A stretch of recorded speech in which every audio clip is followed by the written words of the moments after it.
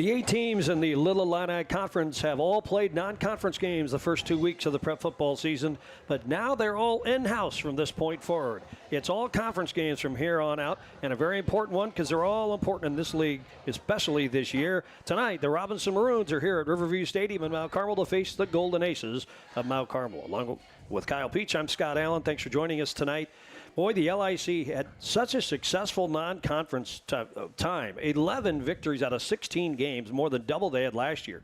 We've learned a couple things that it's probably going to gain the league an extra playoff berth, which is going to help somebody out. But first things first, we've got 7 weeks of conference games, and because of that overall gain in non-conference winning percentage, that just tells you this league is tough this year. Every game is going to be a bloodbath out there. Yeah, you look up and down the standings in the Big Eight, and you look at Marshall at 2-0. You look at Lawrenceville, who's off to a struggle, but Newton's better from a year ago. Paris is, so is Casey, certainly in the top 5 in Class 1A.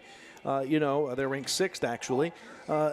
It's just amazing to see the kind of performance the LIC has put up this year in the non-conference as we battle here into conference play in Week 3. Keep an eye on these games tonight. Olney's at Lawrenceville, Paris is at Marshall, and then tomorrow Newton and Casey will tussle up in Casey. Well, these two have played many times over the years, and believe it or not, it has been a long time since Robinson has prevailed. 1991 is the last time the Maroons beat a Mount Carmel team. That was one of the all-time great Maroon teams in Robinson school history. They finished second in Class 3A that year, as you may remember, so one of the proud moments for Robinson, but it's been that long. Now, granted, they haven't played every year, but the Aces have won the last 16 meetings between these two, and they lead the all-time series 16-4. And that's not the only milestone that somebody on the Robinson side would like to break, huh? Yeah, no doubt. Matt Music, the first-year head coach at Robinson, if that name sounds familiar, that's because he was the coach at Olney from 2011 to 2022, a 12-year stint. He went 62-52 in that time, but was 0-12 against Mount Carmel in that sequence there as the head coach of the Olney Tigers. He would certainly love to get the feather in his cap to end the drought for himself and for his Maroons in his first year at the helm here for Robinson. Well, the Aces have just made their grand entrance, as they always do, the slow walk down the stairs to Nirvana, and then now a entrance through the cheerleader hoisted, and there's not much wind tonight, so they're not having to battle it through the big banner that they set up. Notice Robinson, well, they've been here before apparently. They are nowhere to be found. They keep the kids back in the locker room so they don't get spooked by all the festivities and the grandeur of this beautiful facility in this moment. So they'll be coming out here soon. There go the Aces bursting through the signage.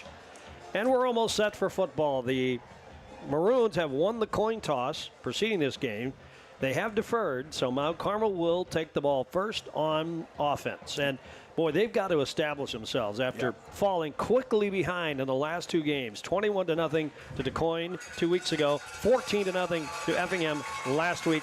Mount Carmel has got to do a better job at the start of the game. And here come the Maroons now. After the Aces storm the field, the Maroons do the same. And we are, again, getting set for this tussle here tonight in Little Illini Conference play. The band has played Loyalty and exiting the field. About time for the starters to be introduced to the faithful here at Riverview Stadium. Scott, you talk about things, and sometimes you gotta present all the facts. So here we go. When was the last time Mount Carmel started a season 0-3? It was 1950. Holy mackerel. The Aces were 1-8 that year, of course, predating the playoffs. That's the last time the Aces started 0-3.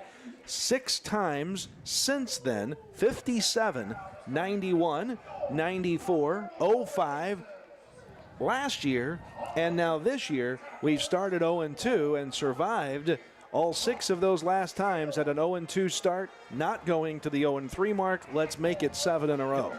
Let's meet the starting lineups, brought to you by the White Family Trust in memory of Sports Booster co-founder H.D. White and his wife Helen. On offense for the Aces, the quarterback, of course, River Dasher. Let's start with a line play. How about that first? We'll start with the center, number 71, Aiden Reynolds. At guard is Xander Warnken, number 68, and Braden Mason, number 52. Mason is the one, of course, sitting in for Strockbine, who's on the injured list. Tackles are number 79, Will Freeland, and number 50, Brock Schilb. And that is your front line. Red Andrews is a wide out. Another wide receiver that will see action tonight is Owen Blake. Running back is Elliot Akery. The tight end is Jack Webb, who you just heard a few minutes ago in the player interview section.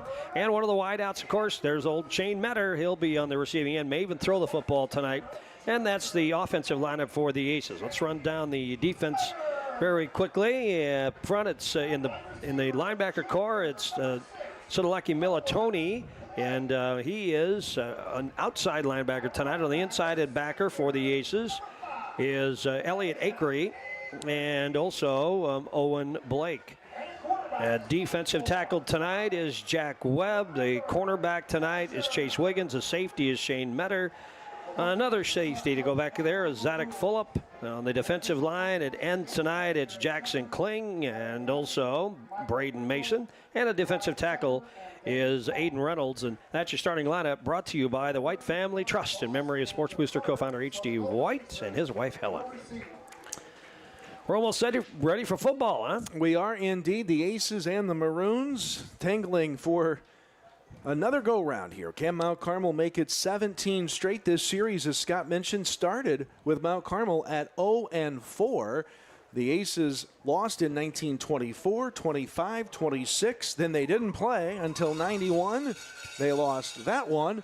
And then they also went on that hot streak, winning in 94, every year from 2000 all the way through 2009. Then the series ended. We won again in 2014, and when the Aces rejoined the LIC in 2021. The opening kickoff of the game brought to you by Corwin Printing. Discover the quality difference a professional printer can make. Robinson clad in their road white top uniforms and maroon pants. Mount Carmel in their home maroon tops, gold pants, and they're about ready to get the football. They are indeed. Mount Carmel will get it, and let's see if the Aces can grab their first lead on the opening series of this one. Set to kick it away is 23, Brody Baker, the senior. On the call, the Hall of Fame voice of the Aces, Scott Allen. Thank you very much, Kyle Peach. It's Wiggins and Bader to receive the kick, and that is Bader on the return. He goes across to the 25, across the 30, to around the 32-yard line. Oh, that was Cole Carmichael anyway, wasn't it? That was 2 1s, not just 1 on there. You got to love that when they do that to you. And it'll be Mount Carmel football now. The Aces will go from right to left as you visualize, and we are underway. Lights beginning to make the difference here at the Snake Pit. And let's see what the temperature is here at game time. And maybe it is hot. I'll tell you that. Know that. It feels muggy and humid, and it's going to be hot all week, we think. I think we're at 81 degrees right now at game time. Well, let's see where the Aces line up in, and let's see how we fare early giving the ball first. Maybe it's the best thing that could happen for us. And the shotgun is the quarterback, River Dasher. He has a setback, Elliot Akery. He gets the call, jumbles to the right side, now breaks it towards the middle, gets up across the 40 to the 41. Now, a second effort may have netted him the first down as he falls forward to about the 43. Yeah, it is a first down from the 31 to the 43. A 10 Pence Bowling Center first down on the first play from scrimmage. Elliot Akery picks up 12. So a nice start there for the Aces, and they pushed Robinson around a little bit. New set of downs, line of scrimmage, they will mark it at the 44.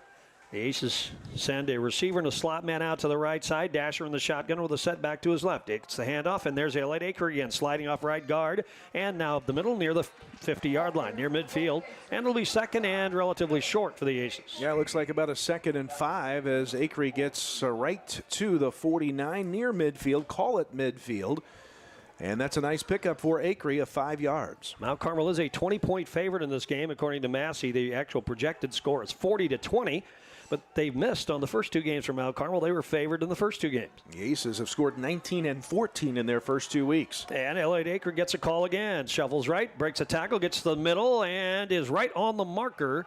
Right to the, it looks like from where the officials have it, looks like a first down at the Robinson 45. It'll be another 5 yards for Akery. A 10 Pence Bowling Center first down moves the chains into Maroon territory right at the Robinson 45. Just a hard-nosed run by Akery, who does now check out on this play. after he's run the ball 3 times the Aces have had it. Red Andrews, one of the wideouts. He checks out wide to the right. Shane Metter is going to be a slot man to that side. That's the short side of the field. Wide receiver Webb to the right, to the left. And in the shotgun, here is Dasher. Hands it off. Ball carried, slides to the right side. That's Bader. And he gets some progress to around the 42-yard line. Maybe Militoni on the run that time. Yeah, he checked in there. right. Yep. Checked in for Acree. Looks like he got about 3 on the play. It'll set up a 2nd and 7. The Aces alternating the running back now on this set of downs. It was Militoni, and now here comes Kling into the game for the Aces, out of the roster for Mount Carmel. Was that 6 that checked out? Yeah. I think so. Owen Blake, you're right. All right, so it's 2nd down and about 7 for the Aces now. Dasher calls in the shotgun and hands it off again. And there's Militoni sliding right, gets inside the 40, down to the marker to a good push, right on the marker at around the 35. Looks like maybe just a little short. 42 to the 35, call it the 36. Needed about 7, got 6. 3rd and very, very short. So a good start for the Aces up front. Now they've got to finish it off and get down and get the drive and get the early lead. 3rd down and 1 here. And it is Dasher now. He has Kling in the game as kind of an H-back to the right side, short side. Now here's the handoff. Ball carrier. Nope, it's the quarterback keeper this time, and that is Dasher for the 1st down. Pushed forward across the 35 and then repelled back. Got exactly what he needed. River Dasher moves the chains. Gets up to the 33. Call it about a 3-yard gain and a 1st down for the Aces. First quarter. 9:28 to go. Game just underway. Mount Carmel on the opening drive. There goes Andrews, checked out wide to the right side. So is Metter. Again, a slot to the right, and the H-back lines up a kind of a wing to the right side. Elliott Acre gets the call, slides right, now left, dives forward, and gets a nice chunk inside the 30 to around the 26-yard line. Now from the 33, 26, you called it, partner, inching closer to that red zone. A pickup of 7 for Acree on 4 carries now. He has rushed for 29 yards, and the Aces are marching right down the field against this Maroons defense. Boy, this crowd has filled in very nicely, as it turns out. There weren't many, didn't seem to be as many people there 10 minutes ago. But they're all sitting in now. They're done tailgating for the night. Their tummies are full. Yep. Now, here's a handoff to Elliott Acre. Gallops forward, slides left, bangs into one of the linebackers for the Maroons, and gets all the way down to around the 15, 18-yard line. That'll be a 1st down inside the Big R Farm and Home red zone. 10 Pins Bowling Center 1st round, and another Acree 7-yard pickup. 1st and 10 Mount Carmel now at the 19. Well, it kind of makes you feel like it's good to get home into the conference. We're suddenly playing very well tonight, moving the football. Moving right down the field. Now the wide out in the slot go to the left side, and there's Dasher, and he's going to keep the ball after faking to Acree. Pulls it wide open down to the 10, slides inside of a tackle. He's going to score the touchdown. How about that? There is a flag in the backfield. So hold the phone. We're going to negate that nice run by Dasher. Boy, his running looked better last week than week 1. He's learning every play, isn't he? Yep, and it's a hold against the Aces, which will wipe out the 19-yard touchdown for River Dasher. Boy, it looked pretty. But our head referee, Jerry Shooker, threw the flag in the backfield, and that is going to go 10 yards back. Yep.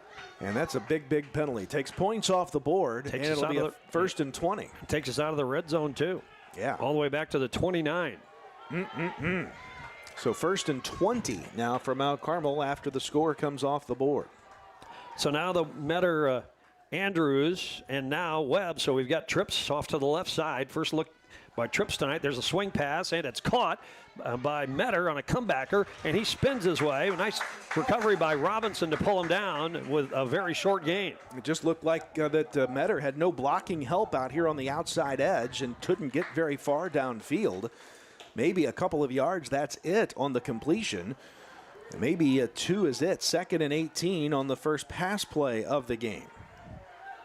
Now the Aces swap those 3 receivers out to the right side now. Same kind of formation, but the wide side now has the trips, and there's Dasher. He's going to hand it off. Andrews on the jet sweep around to the right side, and he cuts it in before he gets knocked out of bounds. Finally gets dropped. He's shy of the marker, but it's going to be, well, he did make some progress, and we'll call it the 23. Still second down on about, Kyle, 13, 14? Yeah, third down. Call it the 13, a 4-yard gain for Rhett Andrews on what I believe, Scott, is his first carry of the season running the sweep that side. Now 3rd and long. You got 4 downs to get this yardage here, but oh, what a bad penalty that was. And penalties have hurt some drives this year, too, so let's hope that this isn't another casualty, that penalty. So here we go. Everybody goes left side. We got a receiver to the right, too, and there's a swing pass to Metter again on the flats, looking for running room. Cuts it back inside, and he's knocked forward on the bring down around the 15-yard line. He's still going to be shy, and it'll be 4th down and about 6. A better block set up by the Aces that time, a 4th and 5 after Metter gets about 9 yards. Running after the catch, the pass from Dasher, but still a 4th and 5 for the Aces from the 14. Big play early in this game. Yeah, they just got Metter out in space a little bit and let him do his thing. In the shot. And they just jumped. Did Flag down. 1st down, Aces on the run. I think it's going to be close once they measure. But that'll march at 5 yards forward, and that could be a Jackson Kling down if it's a little bit shy. Even if it's a 4th and short, you're right. Much better than a 4th and 1. And the officials are eyeballing the chains now, and they move the chains. 1st and 10, Mount Carmel back in the Big R Farm and Home red zone.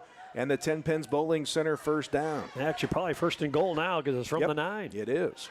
So how about that? Mount Carmel has moved it now. Can they finish? Here's Elliott Acree off to the left side of the quarterback. That's Dasher in the shotgun, and Elliott will get the call. Powers to the right side. Nice cut back into the middle, and he got some progress. Mark it down close to the 7 or maybe the 6-yard line. Call it the 7.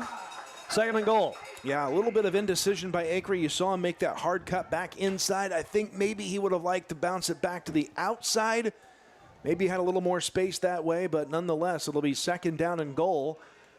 From about, are they giving any progress at all? 2nd and 8. 2nd and goal from the 8. He got 1 yard.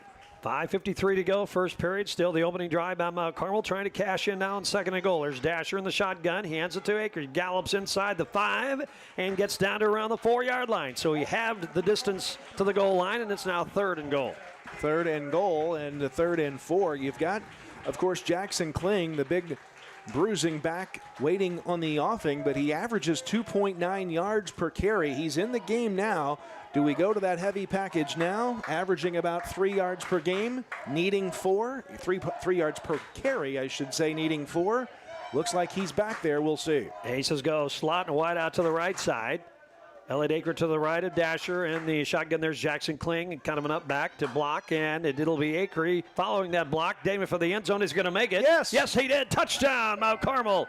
And the Aces have the lead on the first time in the first period this year. Elliott Acree from 4 yards away scores with 5:07 to go, and the Aces' first touchdown of the night is brought to you by Full Stadium Marketing, local marketing services to help your business win the crowd. Oh boy, that is a sigh of relief for that sideline of Mount Carmel. The Aces able to get on the board first and now set up for the extra point.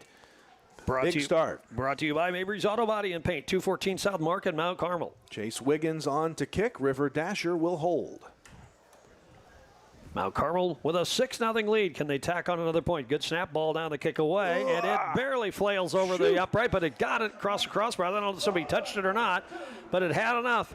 And the Aces get the first score of the night tonight here in week 3. The Jade Investment Advisor Tim Phillips scoreboard reads Mount Carmel 7, Robinson nothing. Back in 1 minute.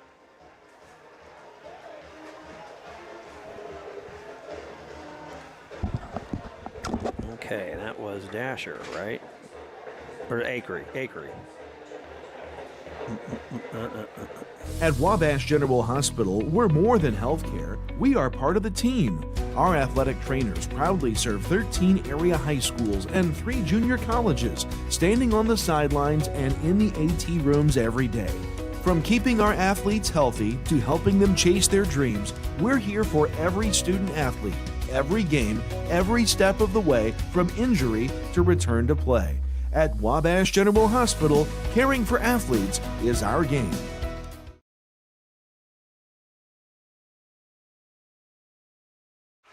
Two, I guess.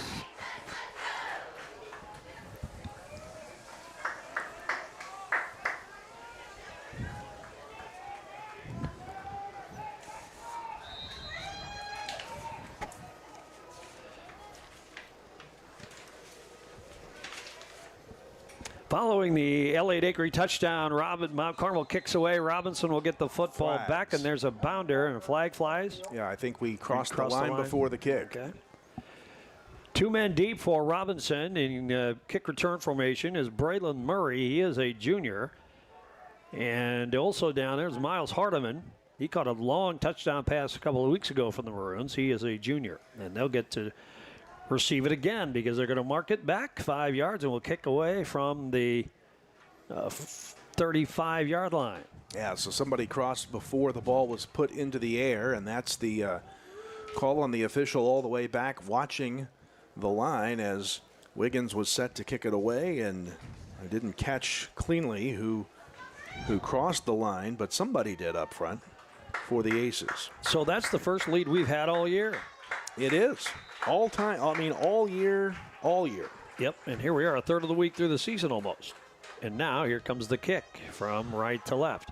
And it'll be retrieved by Murray up the middle to the 20, 25, third big hole, but the Aces plug it up finally and bring him down to the 42. He almost got away. Good start for Robinson, though.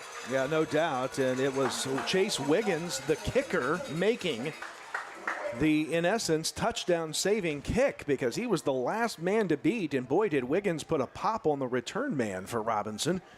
But given the 5-yard penalty on the kickoff, a short kick fielded at the 15, brought up now to the 43 of the Maroons. They've got a good start, as you said. Reese Johnson is the quarterback, 18 of 127 so far this year with 2 touchdowns. And he will operate out of the shotgun. 2 receivers to the left, 1 to the right. Alone in the backfield is the QB. Backs up, wants to throw on first down. Nope, he fakes and now runs, and the Aces corral him as he got back to the line of scrimmage. Good recovery by Mount Carmel up front. Looks like he was going to have plenty of time. Yeah, and it will go down as a sack for the Aces as Braden Mason makes the play. Good job, Braden Mason. He's the stand-in for Sam Strockbine in his spot. Braden was also going to be in the lineup. He's just moved, and the little dominoes have fallen on the front line. Now the Maroons go 2 by 2 on the receivers with a setback next to the quarterback. Second down and about 10. There's the handoff. Ball carrier looking, bangs into the Aces. Nice job by Mount Carmel, stopping him for a loss on the play. Aiden Reynolds stood up, and that was a huge, huge play. He railed him on that one. Third down and 12 now for the Maroons. Nice job. Aiden Reynolds on the stop for the Aces. That's a sack, too, by the way. I guess. No, it's not. Yeah. Not that time because it was a handoff. It's just a handoff, yep. We still have 3:50 to go in the first period. Nice start with the Aces on defense now. And now it's a quarterback sack. They're in. They flush the QB, and they down him. Reese Johnson goes down way back at the 35-yard line. Well, if anybody from the Aces roster had been paying attention to some of the scuttlebutt about our defense not playing very well these first couple of weeks, how about that? Tackles for no gain, loss of 2, and now a loss of 6 in the first sack of the night. That was Jackson Kling making the stop. It's 4th and forever for Robinson. Shane Metterstack stands back at his own 35-yard line. Here comes the Robinson kick from left to right. Aces were sending everybody. And now takes a huge Robinson bounce all the way inside the 25 to the 24-yard line. That's a kick of 26 and 15, 35 yards and no return. Partner, that was the Quick Stop Tire and Lube 3 and out, presented by Quick Stop Tire and Lube, 263-3786. And boy, after the first couple of weeks, we weren't sure we were going to get to that billboard at all, but there we did on the very first quarter. So good start by the Aces on offense and defense. Now let's see if we can pile some more points on the board. We have 3:04 to go here in the first period. Well, it's been all Mount Carmel, a 61-yard drive to get things going. No tackle by Robinson made for a loss on that opening drive. Every play was positive except for the 10-yard holding penalty. And the Aces hold Robinson to 3 plays and a net minus 8 yards. They didn't get a single positive yard on any play in their opening drive. Aces will send Owen Blake wide to the left side, a wing to the right side. Dasher gets the signal now. Quick throw to the right side is caught. Metter. On the flats, and Metter now breaks away and breaks it all the way over the 40 to the 45-yard line or so. Let's see where they're going to mark him. A big first down pass play to Shane Metter. Yeah, Metter just got the ball, made the first man miss, and goes from the 23 to the 42. A 19-yard gain, second pass completion, and as many attempts for River Dasher, and another 10 pins Bowling Center first down. So now let's see what the Aces do. They're going to bring the wideouts over here to the left side. Wiggins is the wideout, and Andrews is kind of a wide receiver slot man. And that handoff, ball carrier. Nice power run that time. Boy, he looks like a different runner out there. Militoni powers his way across midfield to the Robinson 49-yard line near the marker. Yeah, just what a nice downhill run by Militoni. Both of his previous carries for positive yards. That's the biggest he's had tonight. It goes for 8. Second, to call it 9. Second and 1.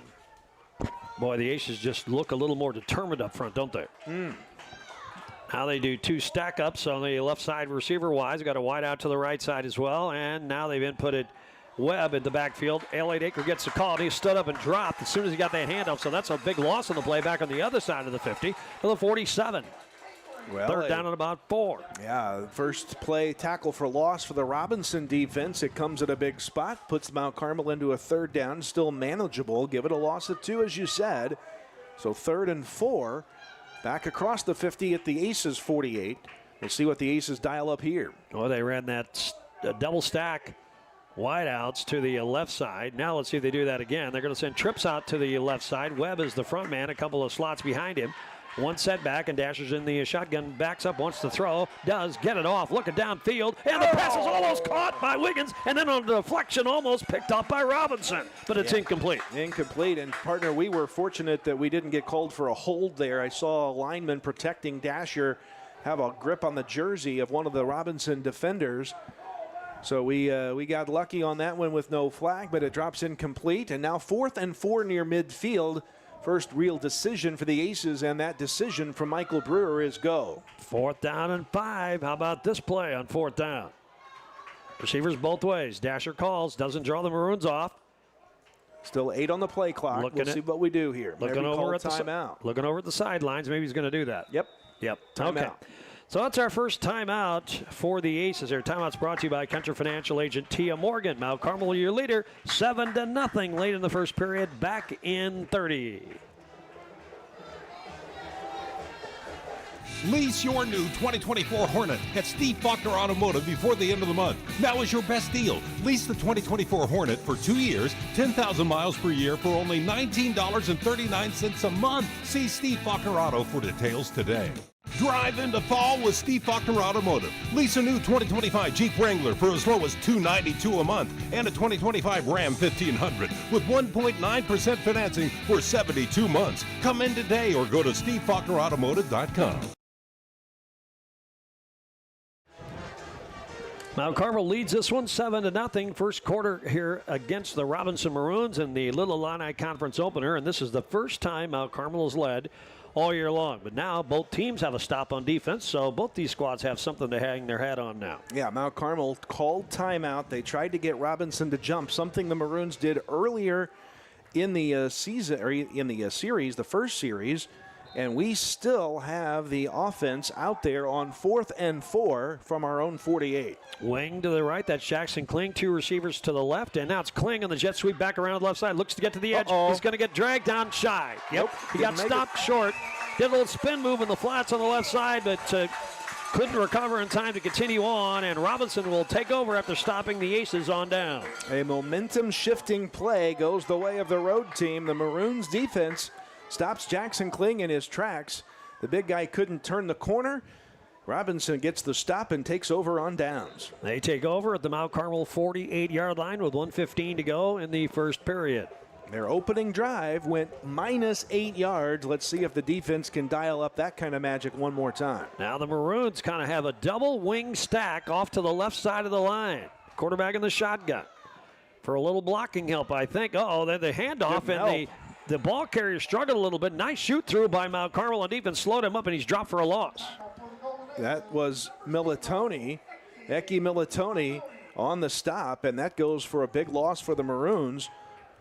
It will be a loss of 4. And was that Bunnell on the carry? Yep. His has he carried the ball yet tonight? Yeah, so there have been 4 carries by the Maroons. He has 2 of them. There has not been a single rush out of 4 for positive yards. Wow. Yeah. Now they're pinned back inside their own end of the field at the 48. Now Carmel almost jumped a little bit, lining up on defense, and now the quarterback will keep it himself. He spun down for a loss too as he tried to break to the right side. Another loss, and it's 3rd and longer now for the Maroons.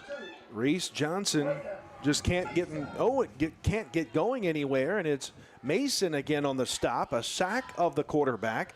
It's 3rd and about 6 now, call it 7, so that's a loss of 3 more yards, so 3rd and 16 for the Maroons. The Maroons might get the snap off. We're down to 6. It looks like they want to get the play away before the first quarter ends, or maybe not. They're going to hold on, and apparently not. They do run the play.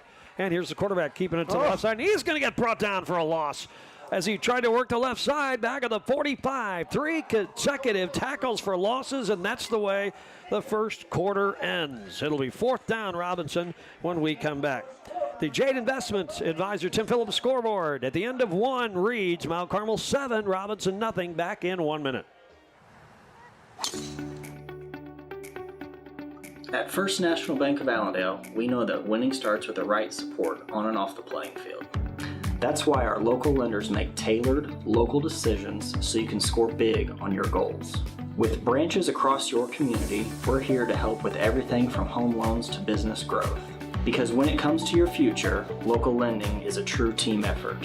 First National Bank of Allendale. Local lenders, local decisions. Are you in need of lab services but are concerned about the price? Check out the Wabash County Health Department's Lab Services, offering low-cost lab services by appointment only.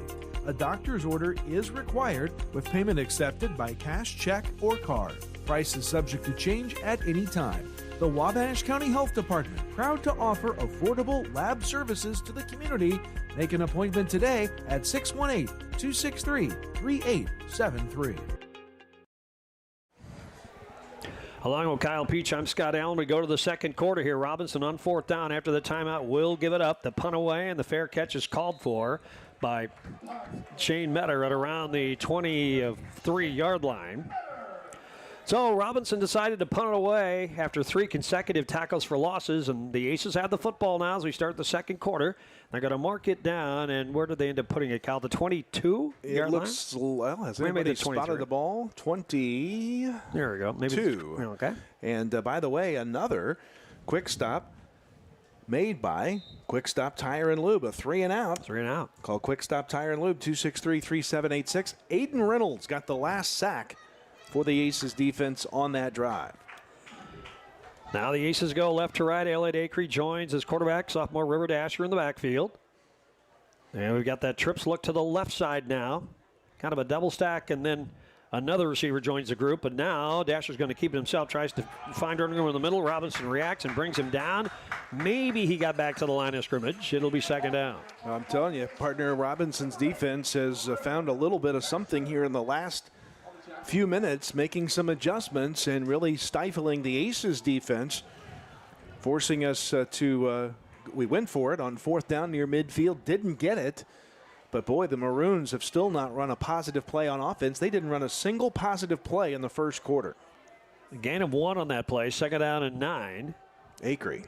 And Acree on the carry, and he's still on his feet, spinning on the left side. He gets some progress. They'll call it the 28-29-yard line. There is a flag.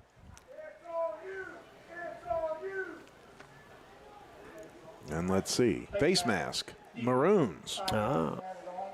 Just a 5-yarder, though. So that'll be added on. So he got to about the 28-29. So I tack on the 5 yards. That'll be enough for a new 1st down, and they move the chains for the Aces. 1st and 10 pins bowling center. 1st down. Up to the 33, so give Acree 5 and then the 5-yard penalty. 1st and 10 Aces. Here in the second quarter, our opening drive of the period. 2 receivers to the left, 1 to the right, and double wing set. Their handoff, and hurling himself to the left side is Elliott Acree again. They're using him a lot tonight. And he dives near the 40-yard line, coming up just short at about the 39, but a good chunk on 1st down. Acree's 11th carry already in this game, goes for 5 more. He's up now to 53 yards. He's scored a touchdown. He's only been tackled for a loss one time in those 11 carries. Metter checks out wide to the left side now. One wide out to the right as well. We do have a wing look to the left side. One setback, and there's Dasher handing it off to Militoni. Powers left side. Looks like he has enough for the first down. Now he breaks it and gets over midfield. Wow. All the way down to the, did he make it over the 50? I think so. Just into Robinson territory to the 49. First down run. Give him 13 yards. Militoni's best run of the night. And you'll see what Mount Carmel's doing with the running backs. They put the bruiser Acree in, take him out, and bring the speedster Militoni in, mixing things up and keeping Robinson off balance. And Militoni is one that really looks like he's taken it upon himself to be a little more powerful, too. We know Elliot Acree is, and he has been tonight, but so far so good for Militoni. And there's the quarterback Dasher trying to run up the middle and gets a few yards, not quite to the 45, called the 46, second down and about 7. Dasher's third carry of the night. He's up to 8 yards. We mentioned Militoni, 4 carries for 31 yards. The Aces spreading the wealth around on the offense, running out of the backfield here. Now Carmel leads 7-0, second quarter here. Red Andrews checks out wide to the right side. There goes Shane Metter off to the left. Wingman stays to the left, kind of an H-back more post than anything else. And there's Militoni again galloping through the hole and falling forward near the marker, but just shy at the Robinson 40. It'll be third and very short. Militoni looks like he will get, was it Militoni? Yes. Yeah. Gets to, makes it a 3rd and 2 here. 3rd and a long 2, short 1, if you will, for the Aces. It's about 2 yards. Hey, we'd love to thank the folks at Snake Pit Barbecue for supplying some of the delicious pork sandwiches before the game. Thanks, guys. Snake Pit tailgaters grilling them up over there.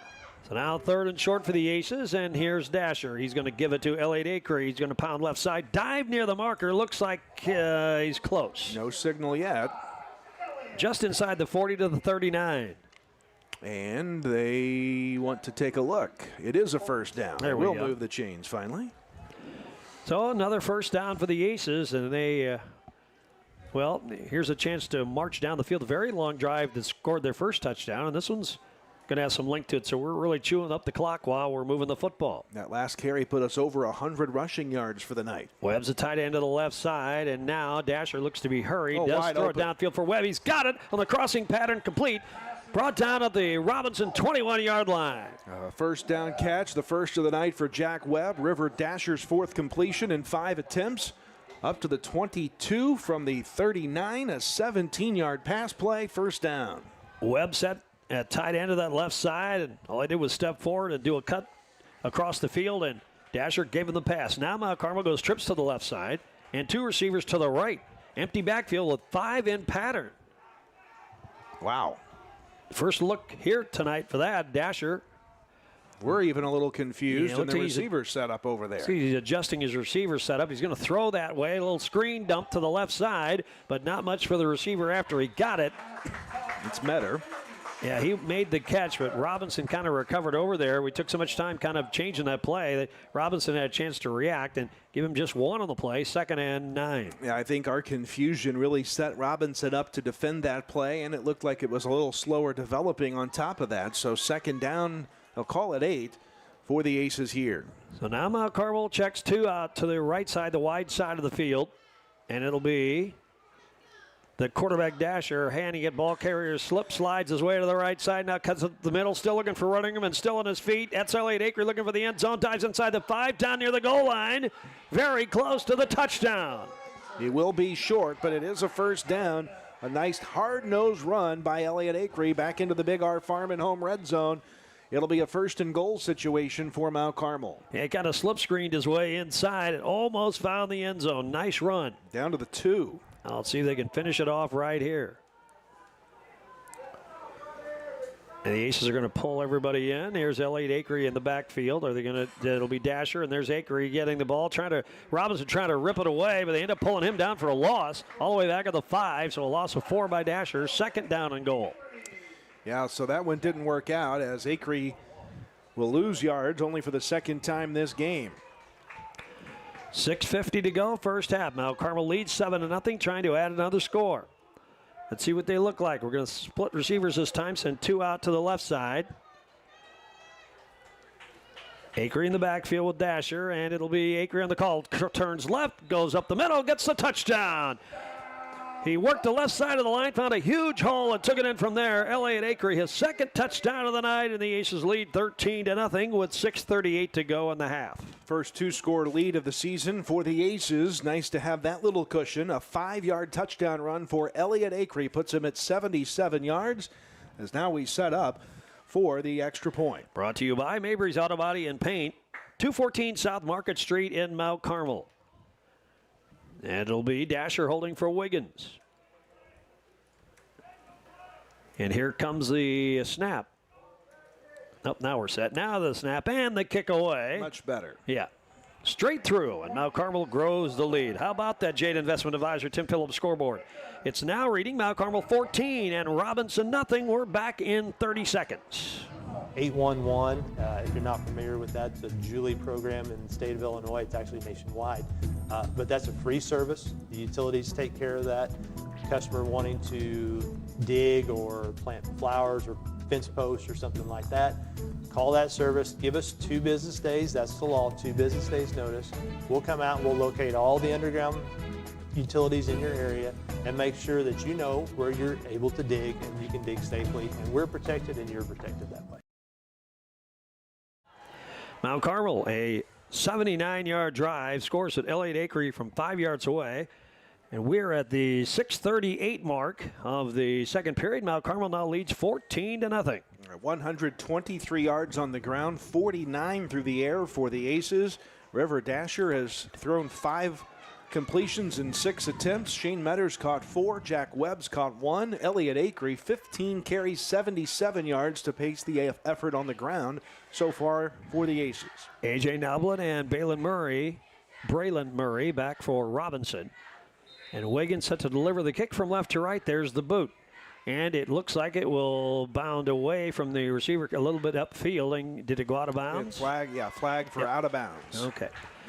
Well, it gives us a chance to plug away at the broadcast. Kyle, who have you got on the video on tonight? Well, let's see if I can get them all. We've got Emery and Robert helping us on the stream. Hunter's on our field camera. We've got Hannah up top. And also Alex up top on our cameras there. So thanks to that crew for being here tonight, bringing the action your way. And we've got Kevin McGinnis back at the downtown studios of WSJD. Remember, he had the whole family here last week, and I think he does tonight too. So hopefully they're joining themselves on this wonderful Friday night for football. And thank you very much for twirling the knobs. I guess they don't really twirl any knobs there. They have slide pods. Push there. the sliders. Yeah, there you go. That doesn't sound quite as fun. Yeah, and it used to be twirl the knobs, yep. But those days are long gone. I still remember them, though. All right, here comes Robinson now. They're going to set it up 1st and 10 from around the 35-yard line. Mount Carmel State's put on defense. Reese Johnson tried to pull him off, and instead Reese hands it off, and nothing there for the ball carrier. Did he get back to the line of scrimmage, or is this 4 in a row tackles for loss? Oh, I'm telling you, there's just not a lot of real estate there to be had. Nope. Josh Krause, 32 on the carry that time. That is for no gain. Still not a positive play for the Maroons in this game, and we're at 6:15 to go in the half. They've got to figure this thing out, huh? The leading rusher is the quarterback, Reese Johnson, 127 yards. And despite having thrown 28 times all season, 14 per game average in the first 2, they've not thrown one all night, and now they'll call timeout. Is it Robinson call the timeout? Yes. All right, we'll take it as well. Brought to you by Country Financial agent Tia Morgan. Mount Carmel in control early here. It's 14-0 midway through the second period, back in 30.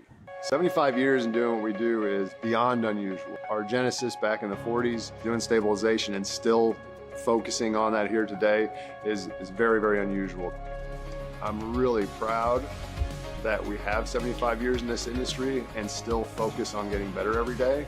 That experience has propelled us. We carry it forward. In other words, we haven't lost the experience that was gained early on in the beginnings of the company. And we still have that knowledge base to draw from. And that's what just keeps making us better. Robinson really struggling against the Mount Carmel line tonight. They have had numerous negative plays tonight. In fact, out of their last 4 rushing plays, they've gone for losses 3 times. That one got back to the line of scrimmage, and now it's 2nd and 10 for the Maroons from the 35. All night, 7 plays, all rushes, minus 15 for Robinson.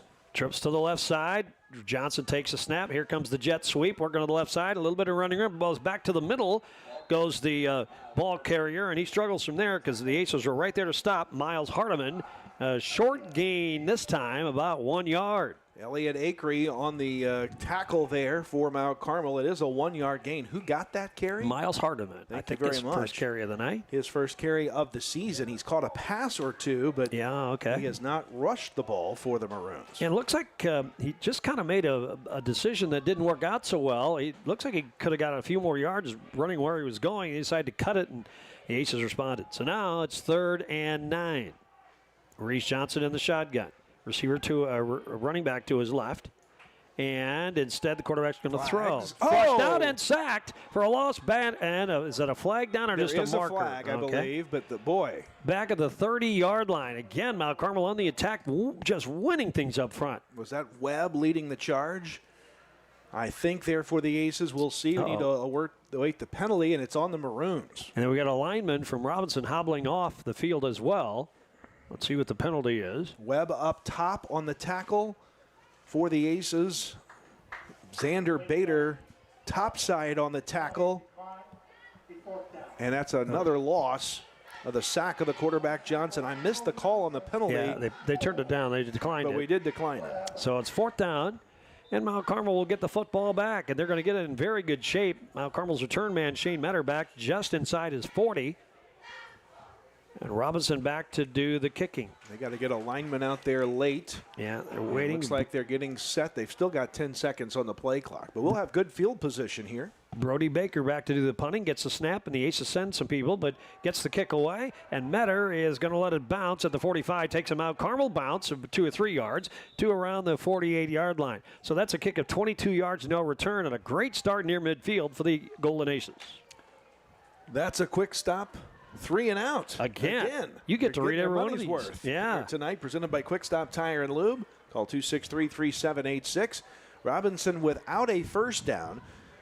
They do not have positive yards in this ball game. They have had one play positive. That was a 1 yard gain by a kid that's not rushed the ball all season. Otherwise, all plays for naught. Minus 21 yards for the Maroons.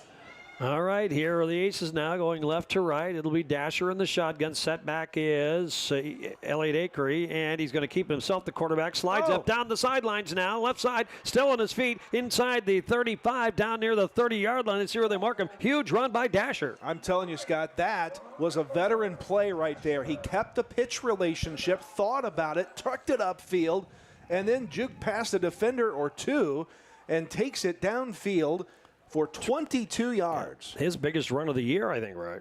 Close to it, if not.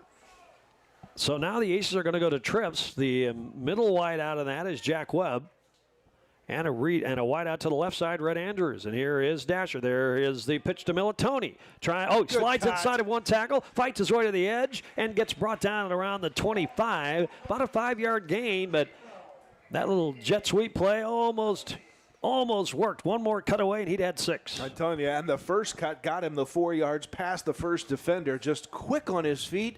Militoni picks up 5 second down. We're down to 4 minutes to go in the first half. Mount Carmel leads 14-0. Now Carmel 2 out of 3 drives tonight have scored and looking for another here.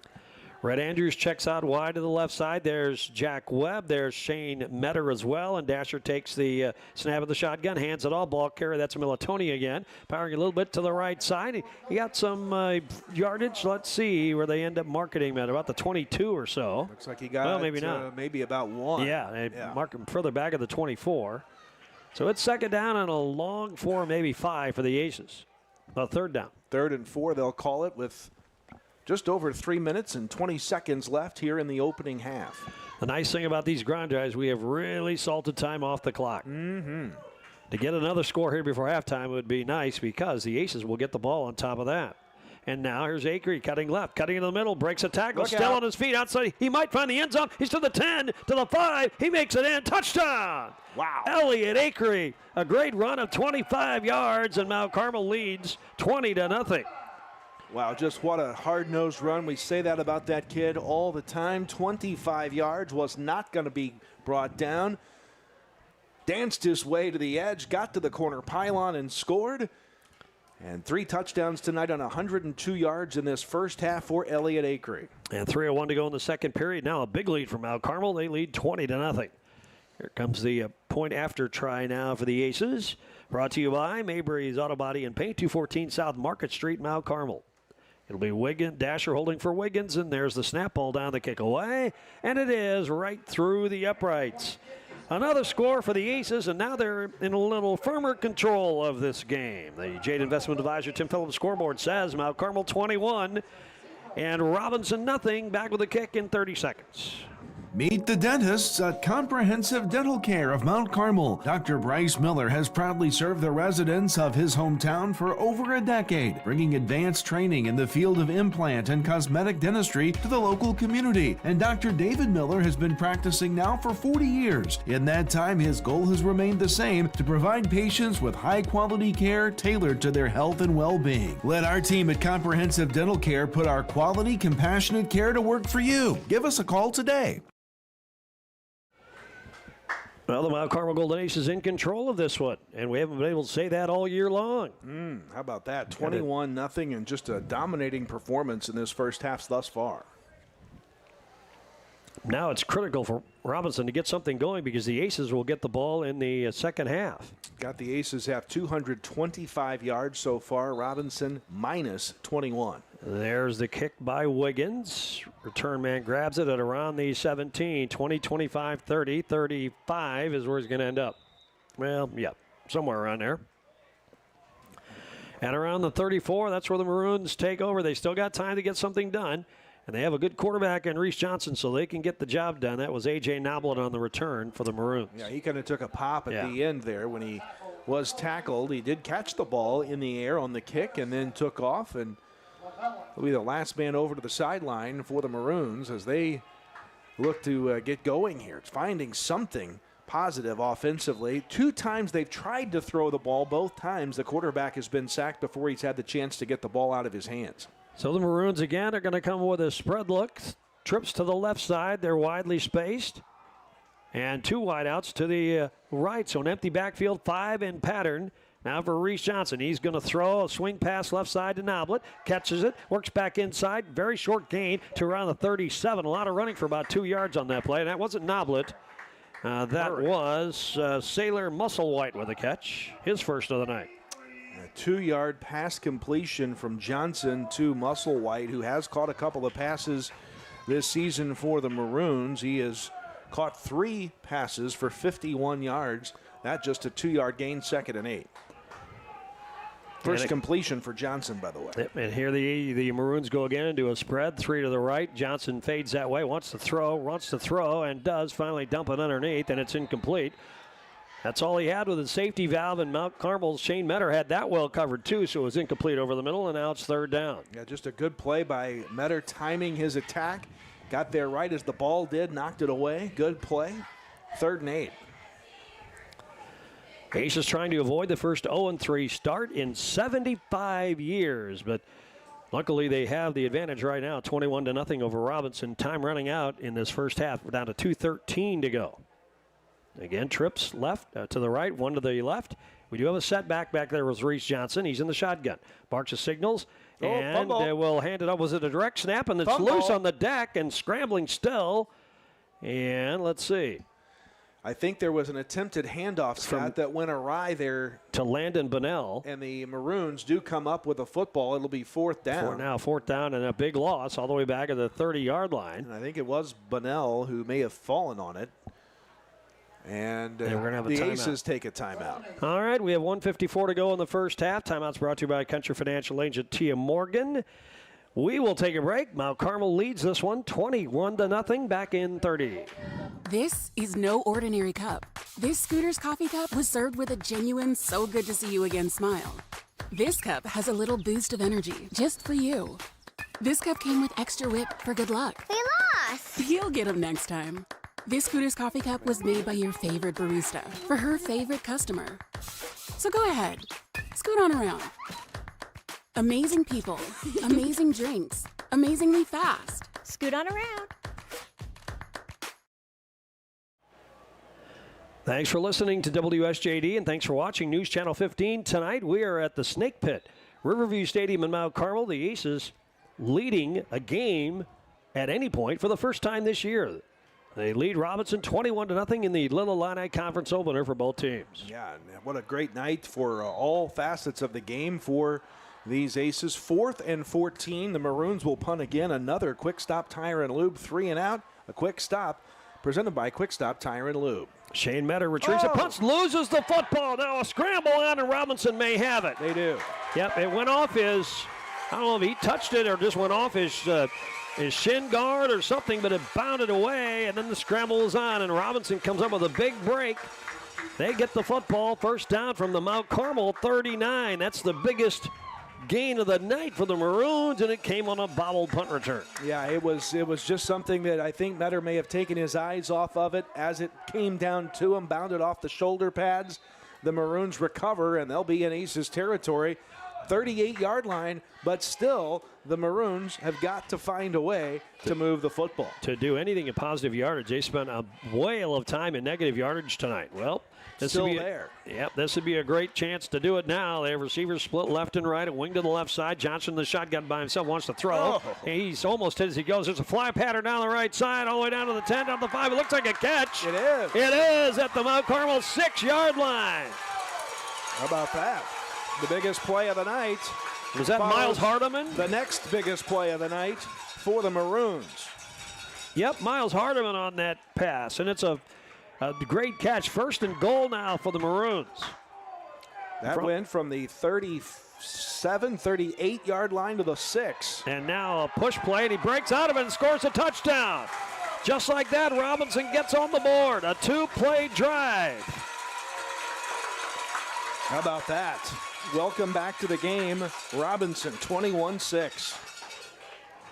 On the carry for Robinson, it looks like it ended up being number 44, Isaac Ayers. About a 7-yard touchdown run. We've got 1:24 to go in the second period. A couple of players for Robinson who haven't carried the ball all season have done so tonight. Tried to hurry Mount Carmel up and push the ball past before we could really get set. There's the snap ball down. The kick is up. And the kick is good by Hayden Bunnell. And how about that? Robinson took advantage of their opportunity, scored quickly. And so we've got a break in the action. 1:24 to go in the first half. Here's your Jade Investment Advisor, Tim Phillips scoreboard. It's Mount Carmel 21, Robinson 7, back in 30 seconds. Corporate America Family Credit Union at 1011 Oak Street in Mount Carmel is ready to serve you with the financial tools you need for your life's journey. Our staff consists of friends and neighbors from our community, here to serve you like family. We offer a full line of financial services, including new and used vehicle loans, home loans, checking and savings accounts, access to no surcharge ATMs, 24/7 account access, and more. Call or visit us today. Corporate America Family Credit Union, empowering financial success. So what were you saying, Kyle? Was the quarterback? I believe the quarterback kept it, looking at it again on replay and confirming with the PA folks down So he got the 7-yard run? Johnson got the run, yep. All right, well, maybe he was a blocker then, 44 in the back. We could have stuck him back there for that. So Reese Johnson gets credit for the touchdown. Robinson's on the board. It's 21-7, though. And, well, Mount Carmel has to go to work. They'd love to get that score back before halftime and then turn around and get the football to start the second half. Well, what a shocking quick turn to this game when it looked like Mount Carmel may just run away and hide with this thing. A botched kick return, a punt fielded incorrectly, and 2 plays later, Maroons are in the end zone.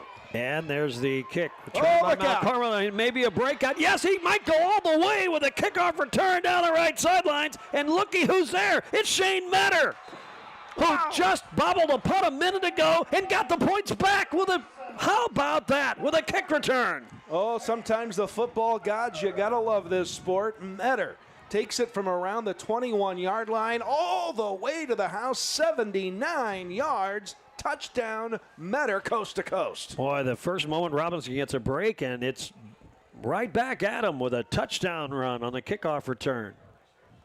79 yards on that kickoff return.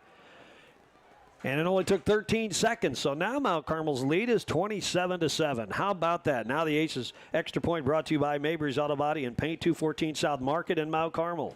Wow, how quickly these games can turn, huh? And really what the storyline there is with Metter doing the honors, huh? It's like he's paying everybody back. Kick is good, by the way. And so we've got to stop in the action here. The Jade Investment Advisor Tim Phillips scoreboard now reads Mount Carmel 28 and Robinson 7. Back with the Aces kick in 30 seconds. Buy Low is Mount Carmel's local grocery destination, proudly serving the community with fresh products, friendly faces, and great deals every week. From our fresh deli and bakery to a wide variety of produce, fresh cut meat selections, and even an Ace Hardware, we've got everything you need, all close to home. Stay updated on all the savings at myiga.com or follow us on Facebook at Mount Carmel Buy Low for the latest specials. Shop local, save big at Buy Low, Mount Carmel's hometown store. Well, Shane Metter must have felt guilty after the punt got away from him and Robinson quickly scored. But who would have thought he could even things up and pay it back that quickly? The ensuing kick, he returns to the house for a touchdown, and the Aces back in control by 3 scores late in the second period. And to correct myself, I believe they awarded him a 79-yard kickoff return there to Metter. But coast to coast and a feel-good moment, and a little revenge for Shane Metter. And now the kick is to Robinson, and there's a return man finally getting brought down just shy of the 40-yard line, called the 37. So now the Maroons have some work to do. They've got 1:04 seconds to go, and they've got 2 timeouts remaining. They do get the ball to start the second half. They should have 2 timeouts. Yeah, left, they do have I 2 timeouts, yep. So yeah, that's right. They deferred, so they'll get the ball in the second half. Correct. Yeah, here I was going the wrong way with that for a few minutes. So here, if you're looking for positives for Robinson, you just scored on the Aces in a game that didn't look like you were going to move the ball at all.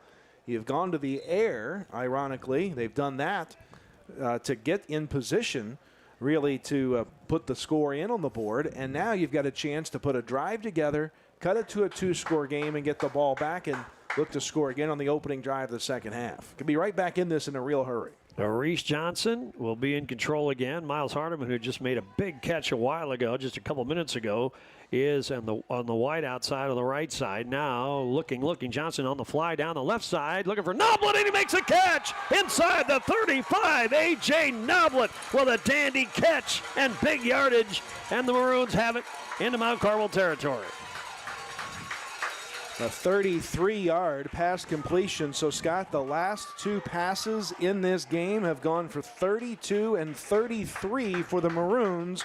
Here comes that Aces secondary needing to step up in a big way. The Maroons have been able to find a little blood. Can they continue to capitalize on it here? Boy, they haven't been able to run it all tonight. Now they're just testing the Aces deep because they know that was where we've had problems this year, and it's working in the last couple of plays for them. Noblet in motion to the right side. Johnson now back. Seems to have time. Now he's flushed out of the pocket. Throws on the run. Into traffic. Knocked away. Incomplete at around the 20-yard line. Yeah, good play there, and that's what it's going to take to help the secondary. The line's got to bust through and make Johnson work.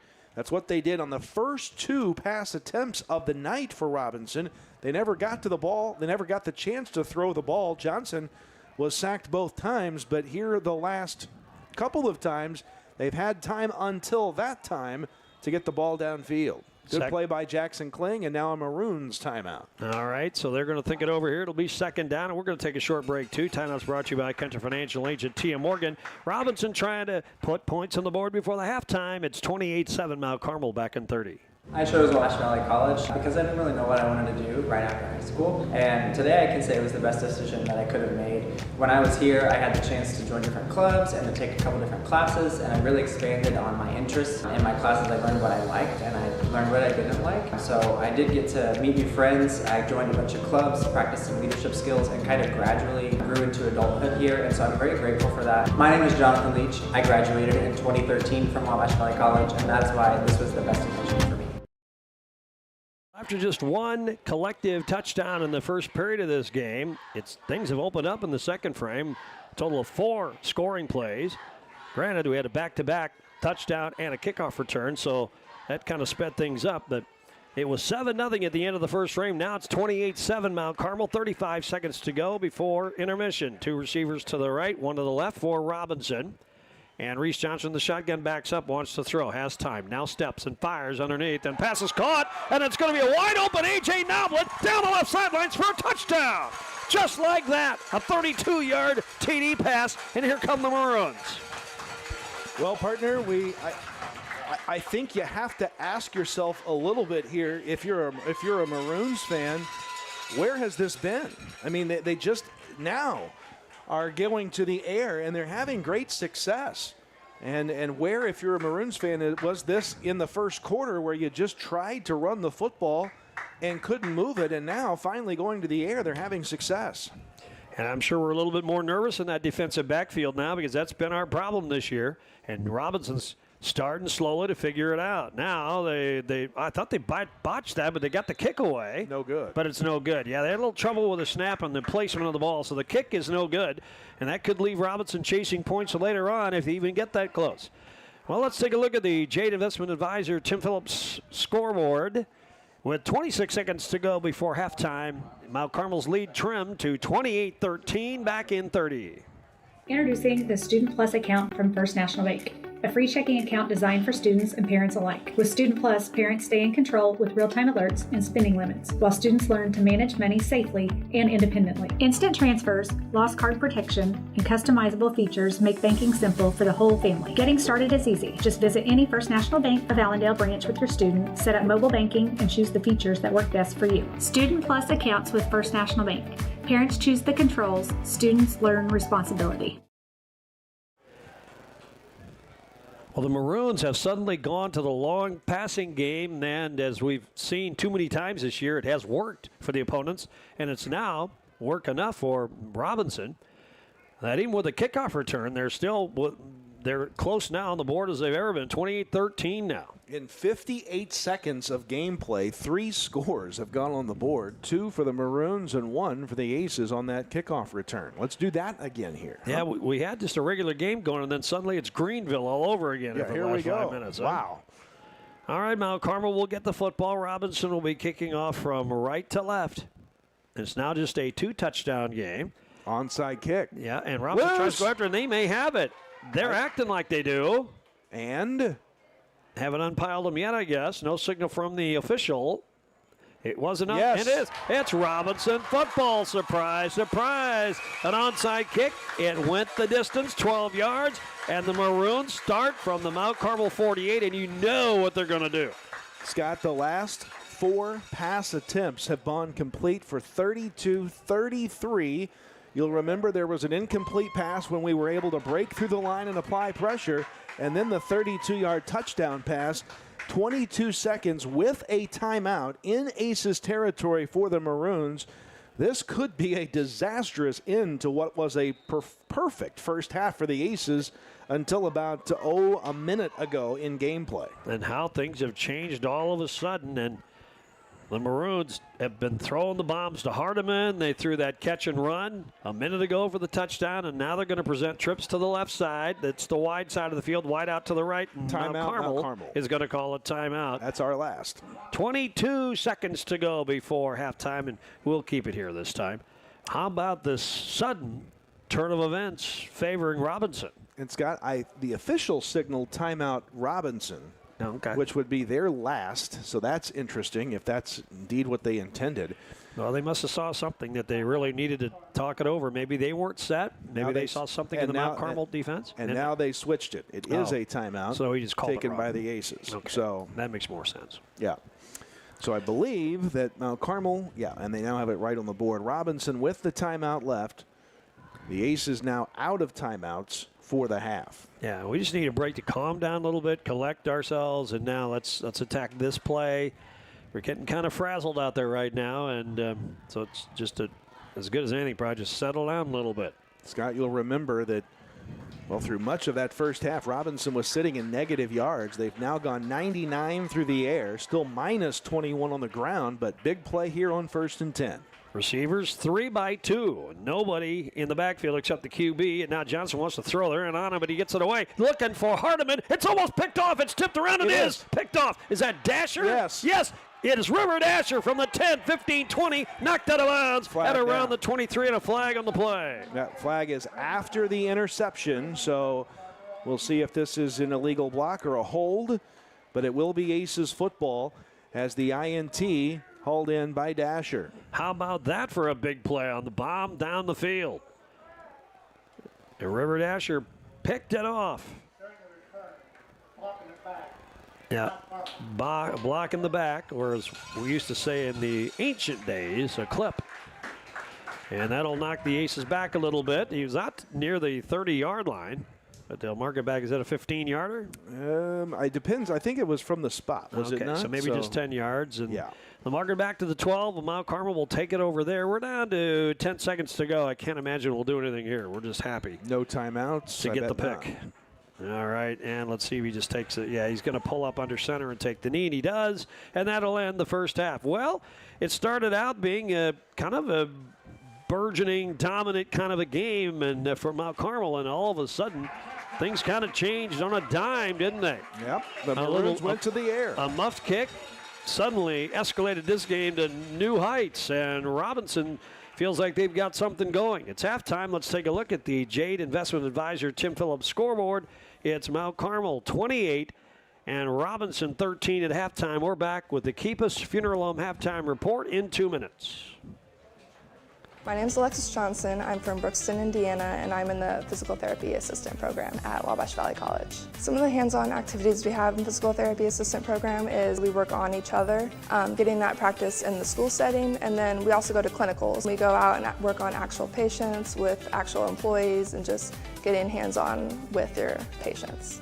After graduating, I plan on going back to my community, working in a hospital setting, maybe a nursing home, and just helping those people around me. Introducing the Student Plus account from First National Bank, a free checking account designed for students and parents alike. With Student Plus, parents stay in control with real-time alerts and spending limits, while students learn to manage money safely and independently. Instant transfers, lost card protection, and customizable features make banking simple for the whole family. Getting started is easy. Just visit any First National Bank of Allendale branch with your student, set up mobile banking, and choose the features that work best for you. Student Plus accounts with First National Bank. Parents choose the controls, students learn responsibility. Hi, I'm Tony. I graduated Wabash Valley College at Mount Carmel, and it was the best decision ever. It gave me the opportunity to go on the air almost immediately. Within about a week of starting the broadcasting program at Wabash Valley College, I was a DJ on 89.1 WVJC, and that on-air experience was invaluable to my future career and hiring potential. Drive into fall at Steve Faulkner Automotive. Lease a 2025 Escape for as low as $399 a month and get a new 2024 F-150 up to $13,733 off. See them all at SteveFaulknerAutomotive.com.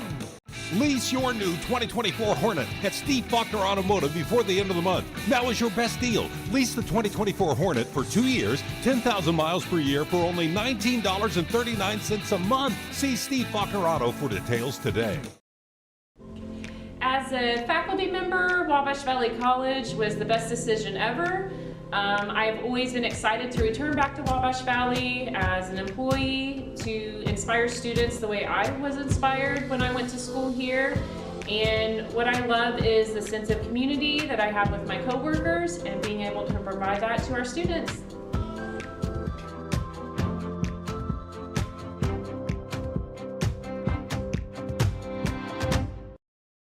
Nice catch now, but great hands down here. And then you turn around and run the kickoff back. What's that about? I tell you, three scores in a minute 24 to close the half, and I really thought, until the interception, I thought you were going to do it again there. I was wondering, yeah, because we had our guy out there where we wanted him, and lucky to get away with that. So we'll see if we can come out. We get the ball to start the second half. We'll see what's going to happen. Well, I'm interested to know, obviously, about the Maroons. The first 2 weeks, kind of feast and famine, a big game, and then lopsided score the other way in week 2. Kind of makes you wonder how good Charleston was. We beat them pretty handily, 41-6, then come back and go to Benton. and they just annihilated. I've seen done this a long time like you have, and Scott, but at Benton team, one of the better high school football teams I've seen. And then the rankings come out, and they're honorable mention. Beat us 63-0. Yeah.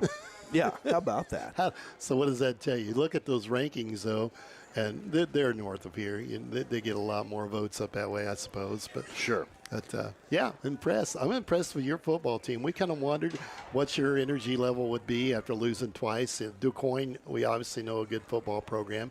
Effingham's been up and down, but they put some points up against you.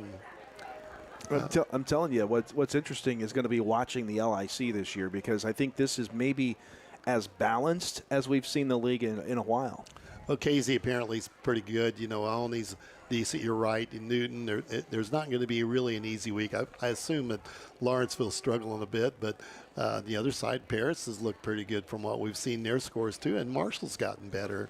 Boy, they were in a hole for several years, and now they're playing better. But Olney seems like the last few years they've kind of turned a corner and gotten much more competitive.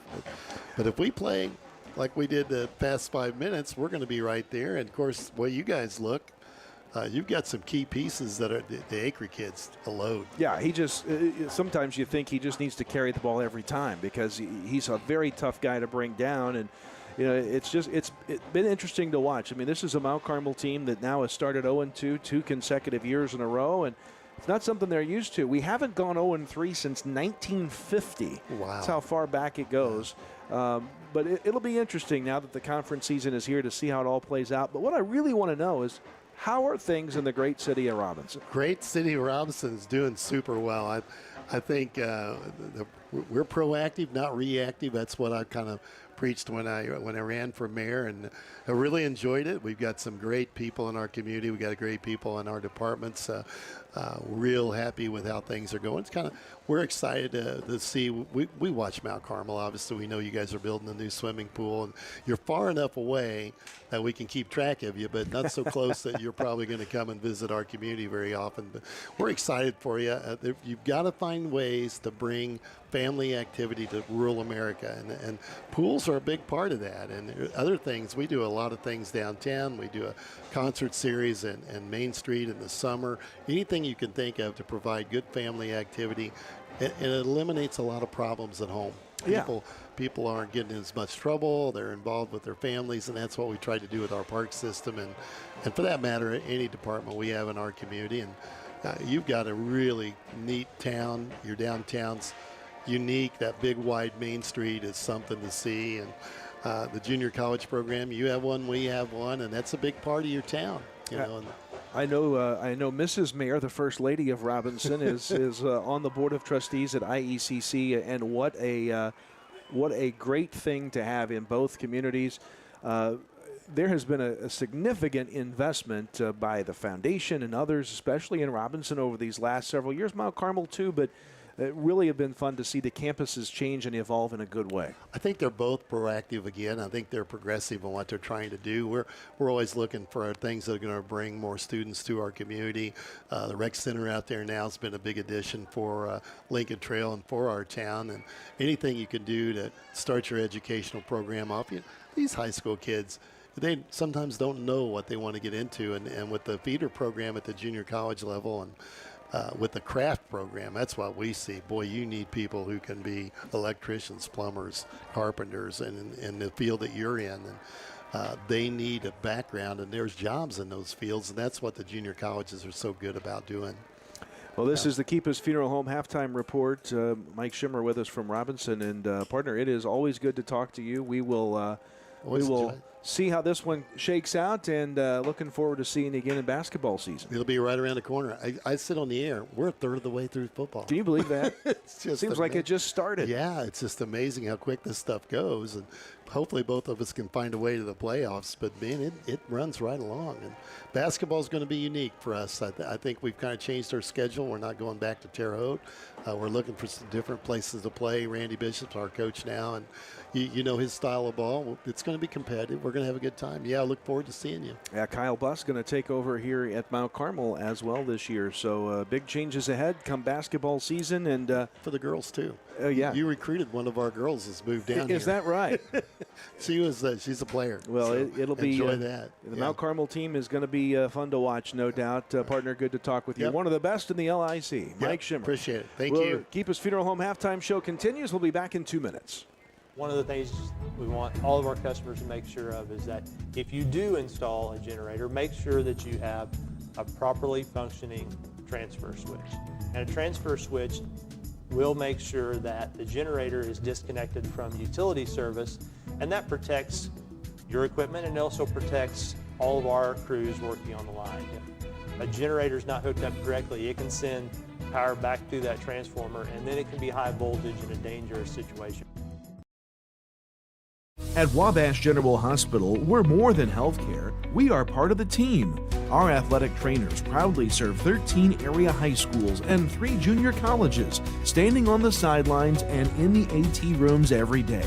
From keeping our athletes healthy to helping them chase their dreams, we're here for every student athlete, every game, every step of the way, from injury to return to play. At Wabash General Hospital, caring for athletes is our game.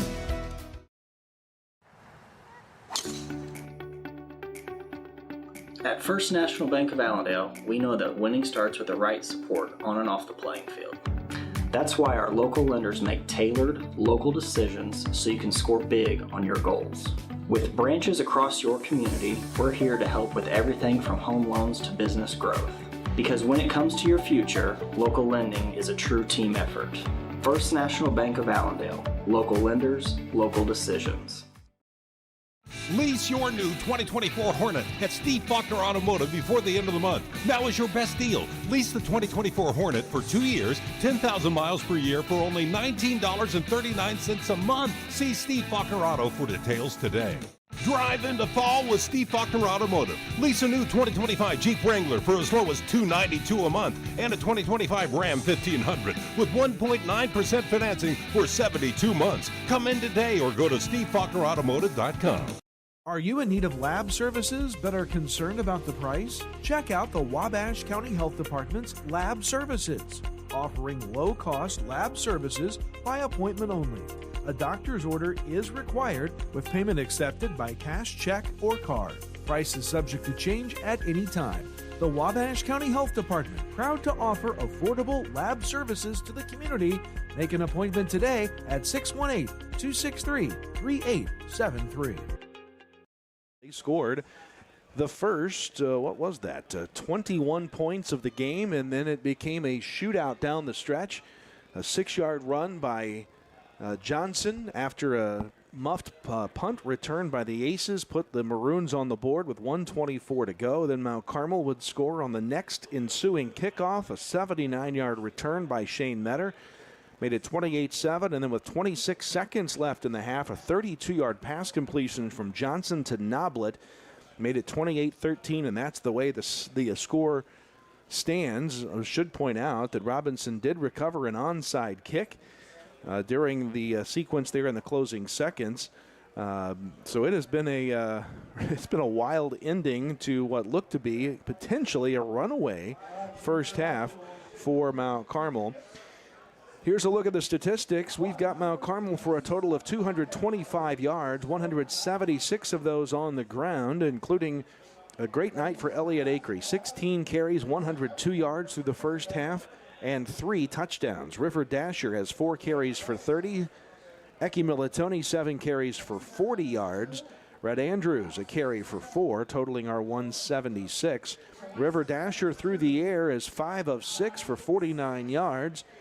And the receivers for Mount Carmel, Shane Metter, 4 catches tonight. He has got 32 yards. Jack Webb, the other catch for 17.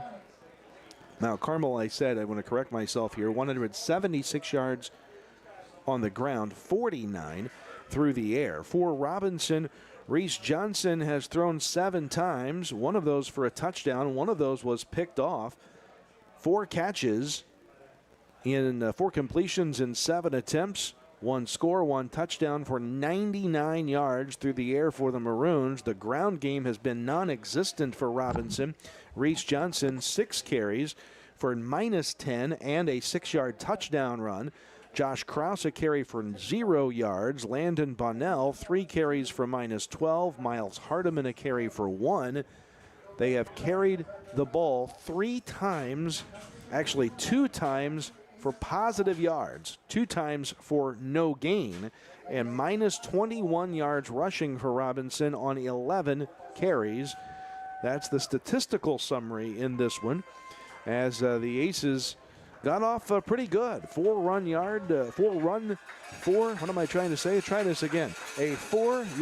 run with 5:07 to go in the opening quarter by Elliott Acree, followed by the Chase Wiggins kick, made it 7-0. 6:38 to go in the second, another Acree run, this one from 5 yards out, another Wiggins kick, made it 14-0. And with 3:01 to go in the half, a 25-yard run by Elliott Acree, another Wiggins kick, 21-0, and then the wheels fell off as Robinson scored on a 6-yard run, as we told you, by Johnson. The kick was good.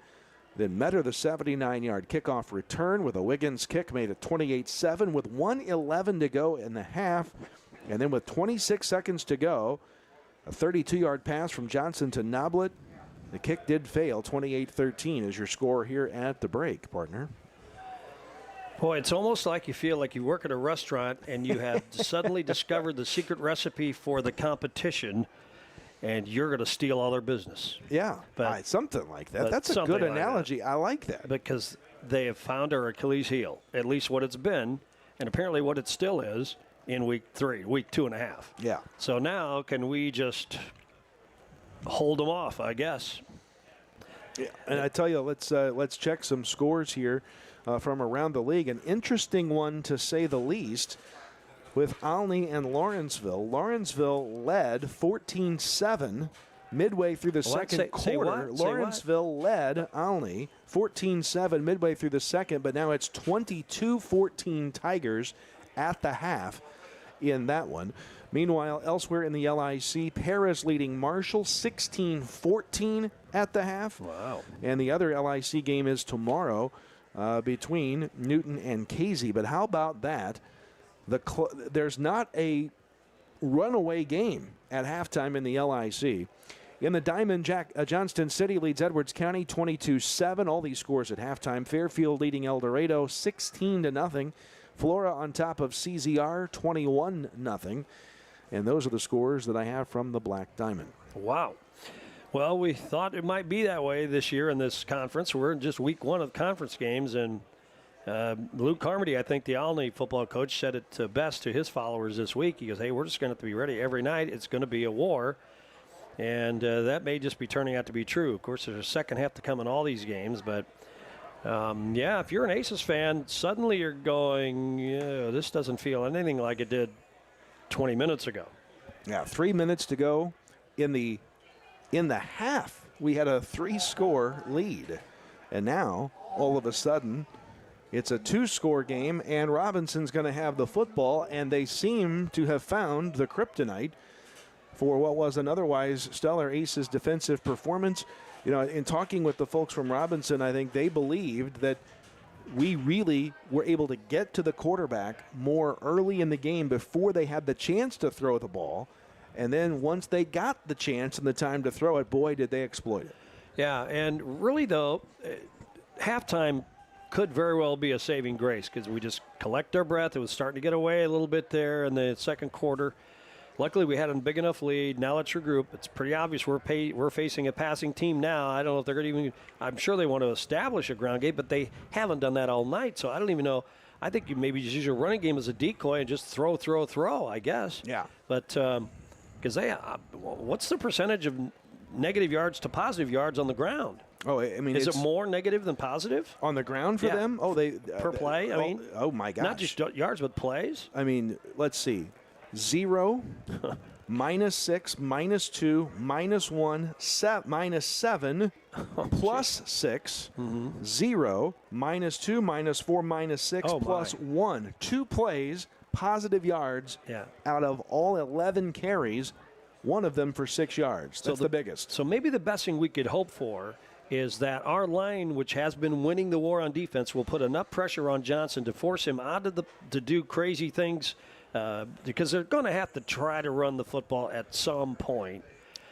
just if nothing else, to do something different. They can't throw every down, can they? Well, and I tell you, partner, I would say this. There have been 3 times that they've thrown incomplete passes. One of them was an interception. Those times were when we were rushing Johnson. 2 times we were putting pressure on and brought him down for a sack before he could throw the football. I need to go get my roster. I'll do that during a timeout. I'll give you mine for now. I took it down to the Robinson folks. All right, we're going to be set to go here. Here comes the Mount Carmel kick. Aces going left to right on the boot, and there's a bounder down the middle of the field, and it goes by 1 or 2 backs. Finally, somebody has to just fall on the back of the 30 for Robinson. I don't think they were ready for that little kick, but they hang on to the football after the back, Josh Krause, fell on the football. All right, here we go. Robinson takes over at the 32. Wonder what they're going to try to do here in the third quarter. Thank you, Kyle. Now, one thing's to know what they're going to do. It's quite another to actually do it. So let's just see if we just have had a chance to regroup on our own here at the half. Well, 28-13 is your score. Mount Carmel leads. Nervous time here for the Aces, really. At this point, Robinson, if they are able to do what they did on their last 2 drives and march right down the field through the air, we've got a 1-score game if they can get it all the way to the end zone. Receivers are split left and right. In the shotgun with a setback to his left is the quarterback, and it's going to be Reese Johnson. It's a live ball. Now it's incomplete. Scored it back. He was going to try to hand it off. He lost the handle on it, right? No, he threw it, and it was swatted down. Oh, and then it was live because it was a backward pass and bounded around the 19. Well, where'd they end up putting the ball? That would have been the... Well, it's incomplete. Oh, it's incomplete, yeah. So ultimately it was ruled incomplete. So that's it. Okay. But they didn't know it at the time. We're scrambling around. So second down now. Was that Jack Webb that leaped and knocked that ball down, I think? Sure is big enough to do that. Yep, it was. Jack Webb got his paws on it. All right, it'll be Reese Johnson in the shotgun. And he will hand it off this time, and not much for the ball carrier. And again, you're kind of in a situation... That was Josh Krause on the carry. If you're Robinson, you think you've got to try to establish a ground game, but no gain there as Webb makes another play defensively. Maybe a yard. Call it actually no gain. 3rd down and 10. All right, here come the Maroons. They're going to do trips to the left side now.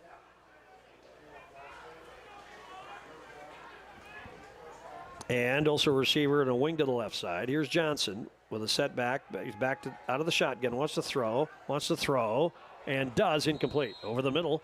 First down pass. It would have been almost enough for the first down to the 40 and incomplete. And I tell you, another good, solid play defensively. Stepping up for Mount Carmel there was Zadok Fulop, the junior.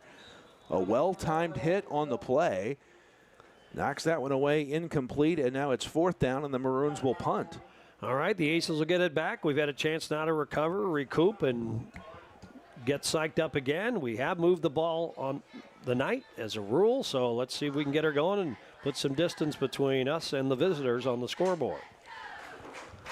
Mount Carmel has 1 man deep. That's Shane Metter back at the 37-yard line. I bet he's a little nervous right now. Yeah, catch this one and run. That's a bad snap through the legs of the kicker, and he picks it up at about the 5 and is down there. And what a place to start for Mount Carmel. Call at the 10-yard line of Robinson. Goodness. You talk about disastrous play.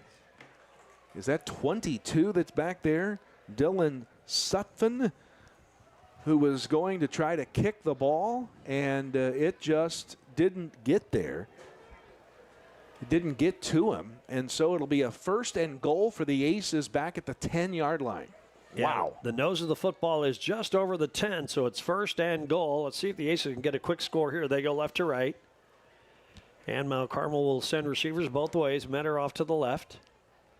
River Dasher is in the shotgun, and he's going to hand it off. Elliott Acre gets a call, turns left, turns upfield, gets inside the 5, down to about the, well, maybe not the 5, maybe the 6 or 7, not as much as we thought. It'll be 2nd and goal. And there's a flag down. That was Brody Baker, who was back to punt for the Maroons, and that will go as about a 20-yard loss on that play, and it's a hold against the Aces to boot here. Oh, boy. And no time now to make mistakes on offense so close to the end zone. So Baker loses 20 on the bad snap on the punt. Mount Carmel has it 1st and goal at the 10, and now it's 1st and goal from the 20. All right. Well, I guess technically we're still in the Big R Farm and Home red zone. Are we even? Are we technically? We are, the yep. 19 and a half, yeah. right? Yep. All right, now it's first and goal from the 20. Aces will send 3 receivers out to the right side. On the far is Owen Blake. Jack Webb is there along with Metter. He's a slot off to the right, and there is Dasher. Oh, Hands it my. to He didn't get rid of it. Get rid of it all. He took a big loss on the play. Back at the 25-yard line, so we're going the wrong way in a hurry. Yeah, I'm telling you, this is going the wrong way. Second down, very long. This is second and goal from about the 24-yard line. Boy, we don't score here. This could come back to haunt us. I hope not, but... So now it is second and goal, or is this third and goal? Second and goal. Yeah, from the 25 now. And the Aces again send trips out to the right side. The same triumvirate that way. And here's Dasher back to throw. A little short dump to Acree. Hauls it out of the backfield, looks for running room, gets down to the 10, and is down at about that mark at the 10-yard line. It'll be third and goal from there. Well, a 15-yard run by Elliot Acree. Yeah, after the catch on the screen pass. Yep. Dasher. Is there a flag down? There is. Another flag. And they're talking to Robinson. Another holding. Oh, my. Okay.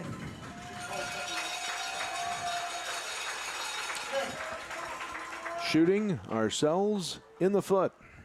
Now, where is the flag? That's going to be the key here. It must be over there. Yeah, he's picking it up over here. We just couldn't. We were blocked by the Robinson players on the sidelines. So they back it up to the 27-yard line. So in essence, it was a completion of about 7 yards, but there wasn't much there after. Now second and goal from the 27. They're in on the screen dump to Acree. He gets the pass, works the left side to the 15 to the 10. He's getting closer, still breaking free, and is he brought down? Finally, yes. What a run by Acree after that screen dump, and they will mark it down at around the 8-yard line. But it is third down and goal from there. Wow. Nice play. So now let's see what the Aces come up with. So from the 24 down to the 8 yep. or 7 here. Goodness. Owen Blake, the widest of the 2 receivers to the right side, 2 receivers left. There's a handoff. Ball carrier is that Militoni. It is. He's plowing forward. He gets inside the 5 to about the 3-yard line. And now it's fourth down. So fourth down and goal. They'll spot it around the 4 or the 3. Call it the 4. Big play. Fourth and goal from the 4. So we'll bring our big package in, I imagine. And again, on the season, when we've seen 41 Jackson Kling in this situation, he averages 2.9 yards per rush on the year, needs 4 for the end zone. Just like a 2-point conversion right here. Fourth and goal, under center now as the quarterback. That's Metter, and Kling pushes to the right side. And did he get in? Yes, touchdown! Jackson Kling, and Mount Carmel gets the first score of the second half. It's now 34-13. Boy, high drama. So the Aces take advantage and push it downfield and tried their best to blow their own drive up, but they finally got a big play. That set up the touchdown run, and the Aces finally get the points. 34-13, still 8:24 to go, third period. Yeah, just a hard-nosed run from Jackson Kling. Knew exactly where he needed to get and got there. His third touchdown run of the year. And now the ball's messed up on the snap here on the would-be point after. And did we get a 2-point run out of it? Nope, just shy. Was that Metter? I believe it was Wiggins who picked it up. Oh, okay. That was the Mabry's Auto Body and Paint point after attempt, 214 South Market. It turned into a 2-point try, and it was no good. So let's take a look at the scoreboard. The Jade Investment Advisor Tim Phillips scoreboard. It's Mount Carmel 34 and Robinson 13 back in 30 seconds. 811, if you're not familiar with that, it's a Julie program in the state of Illinois. It's actually nationwide. But that's a free service. The utilities take care of that.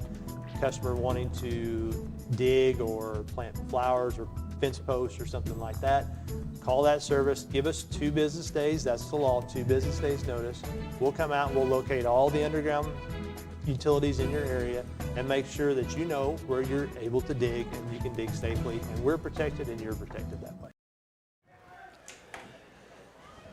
Well, Mount Carmel, given a gift, tried their best to give it away, but they end up scoring the 6, and that's all that counts now. So Robinson's coming at us with that passing game, but luckily we've got the first 6. We've widened the margin. Now it's a 3-score lead here in the third quarter. We started that drive with a 1st and goal at the 10 and ended up with 24 yards of offense to get to the score, but there you go, 34-13.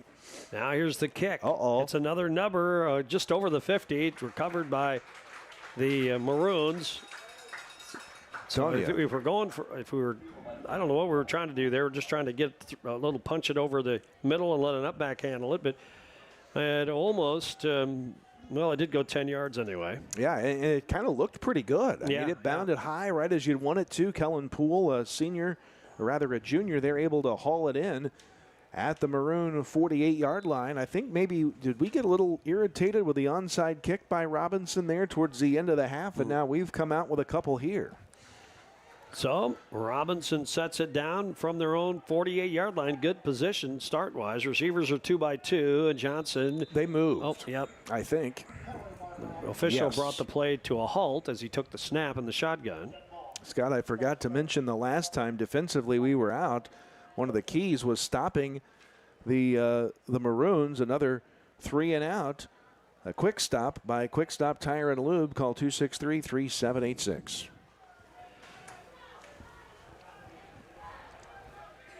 So now it'll be 1st and 15 for Robinson. And the line of scrimmage is back at around the 43. Maroons set up the same sequence, 2-by-2 on the receivers. Johnson back to throw. Nope, quarterback draws. Going to keep it himself. Get to the 50. Still running on his feet. Gets just over midfield to the 48-yard line. Got most of those yards back. He's about 5 yards away. It'll be 2nd down from there for Robinson. That will be the best running play of the night for the Maroons by far. A 2nd and 15. A 1st and 15 will become a 2nd and 6. Line of scrimmage, the Mount Carmel 48-yard line. Reese Johnson, the quarterback of the Maroons. Receivers are 2-by-2. One set back to his left. Johnson's going to throw. And he's in on it. So he's tracked down. He's brought down. Just about a yard gain right at midfield. That's Braden Mason on the stop. They brought him down. The quarterback tried to scramble away. And a 2-yard loss, I should say, on the play, back at the 50. So now it's 3rd down and about 7. Well, partner, we're seeing exactly what the defense needs to do to help the secondary, and that's get to the quarterback. Another sack for the Aces defense brings him down, 3rd down and 8. And I don't know how many tackles for losses we've had today. It's just been a boatload. So let's see if the Aces can do that one more time. The answer would be 9. Oh, holy mackerel, 9, huh?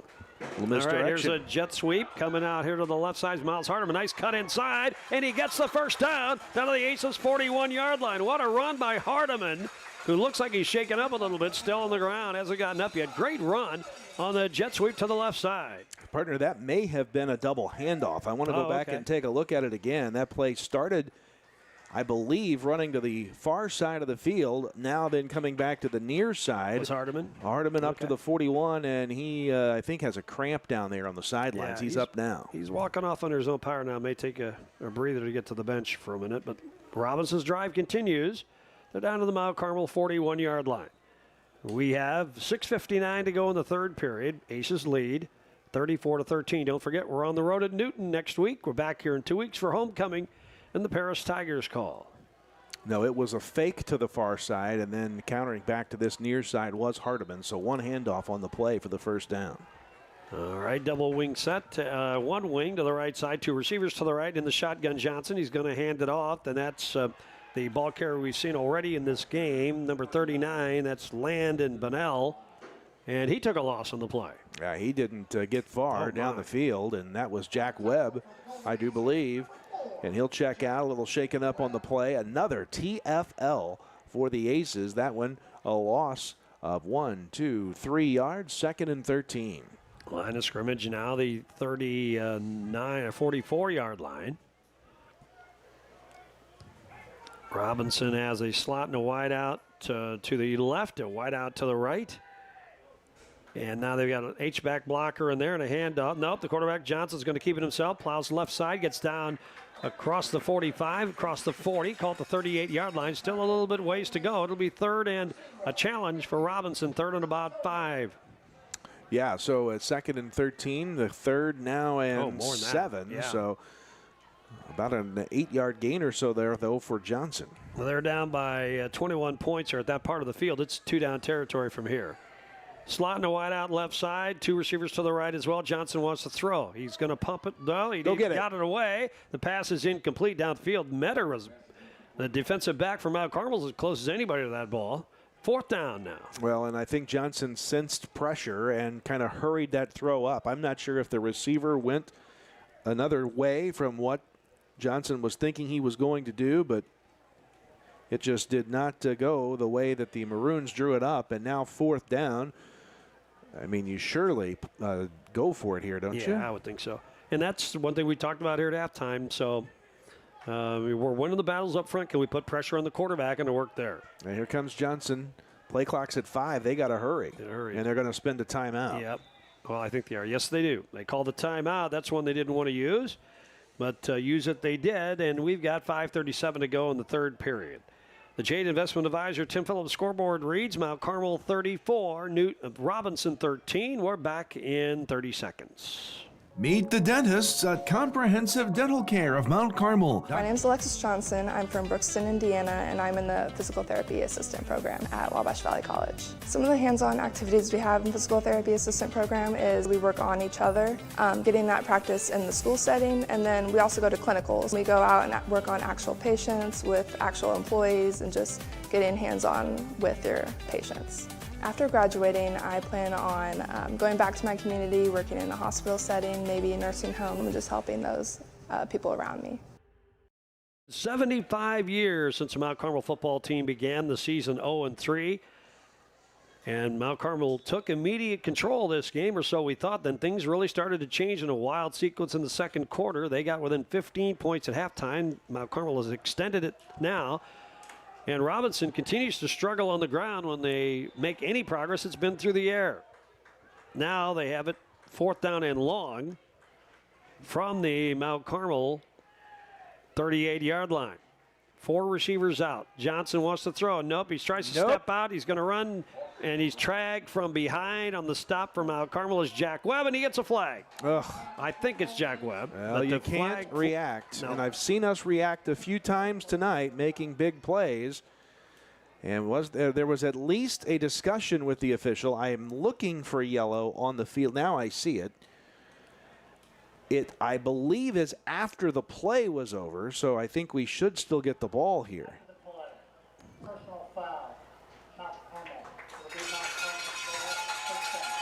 So it's still 1st down. For the Aces, personal foul against the Aces, probably for taunting, a 15-yard penalty. So that will back us up from where we were. You can't overreact when you make a good play.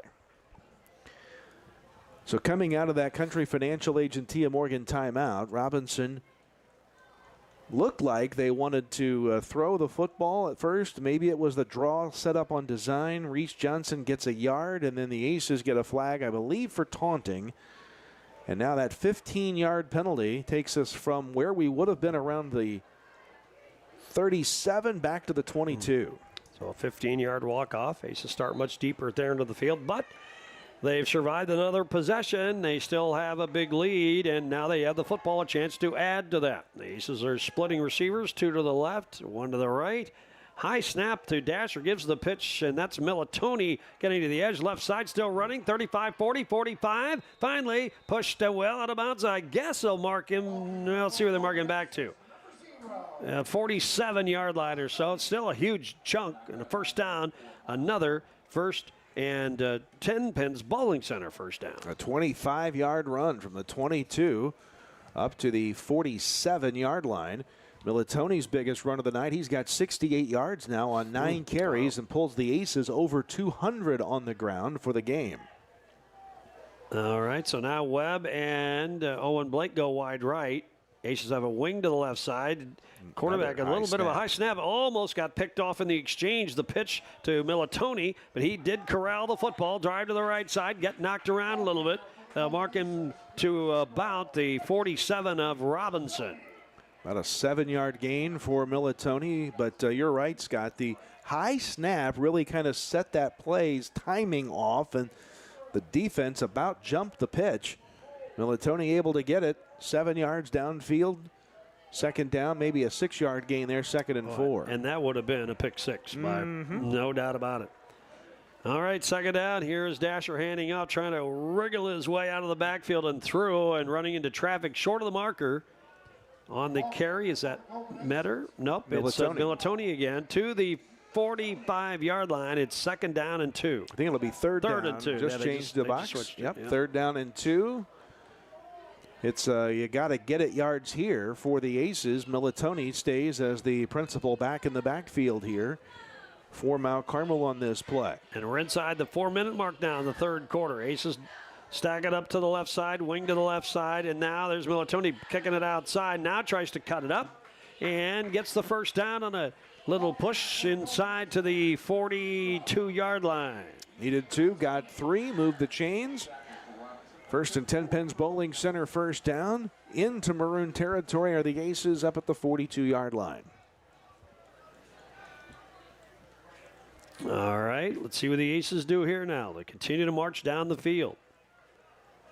Much of the night, they proven to be unstoppable.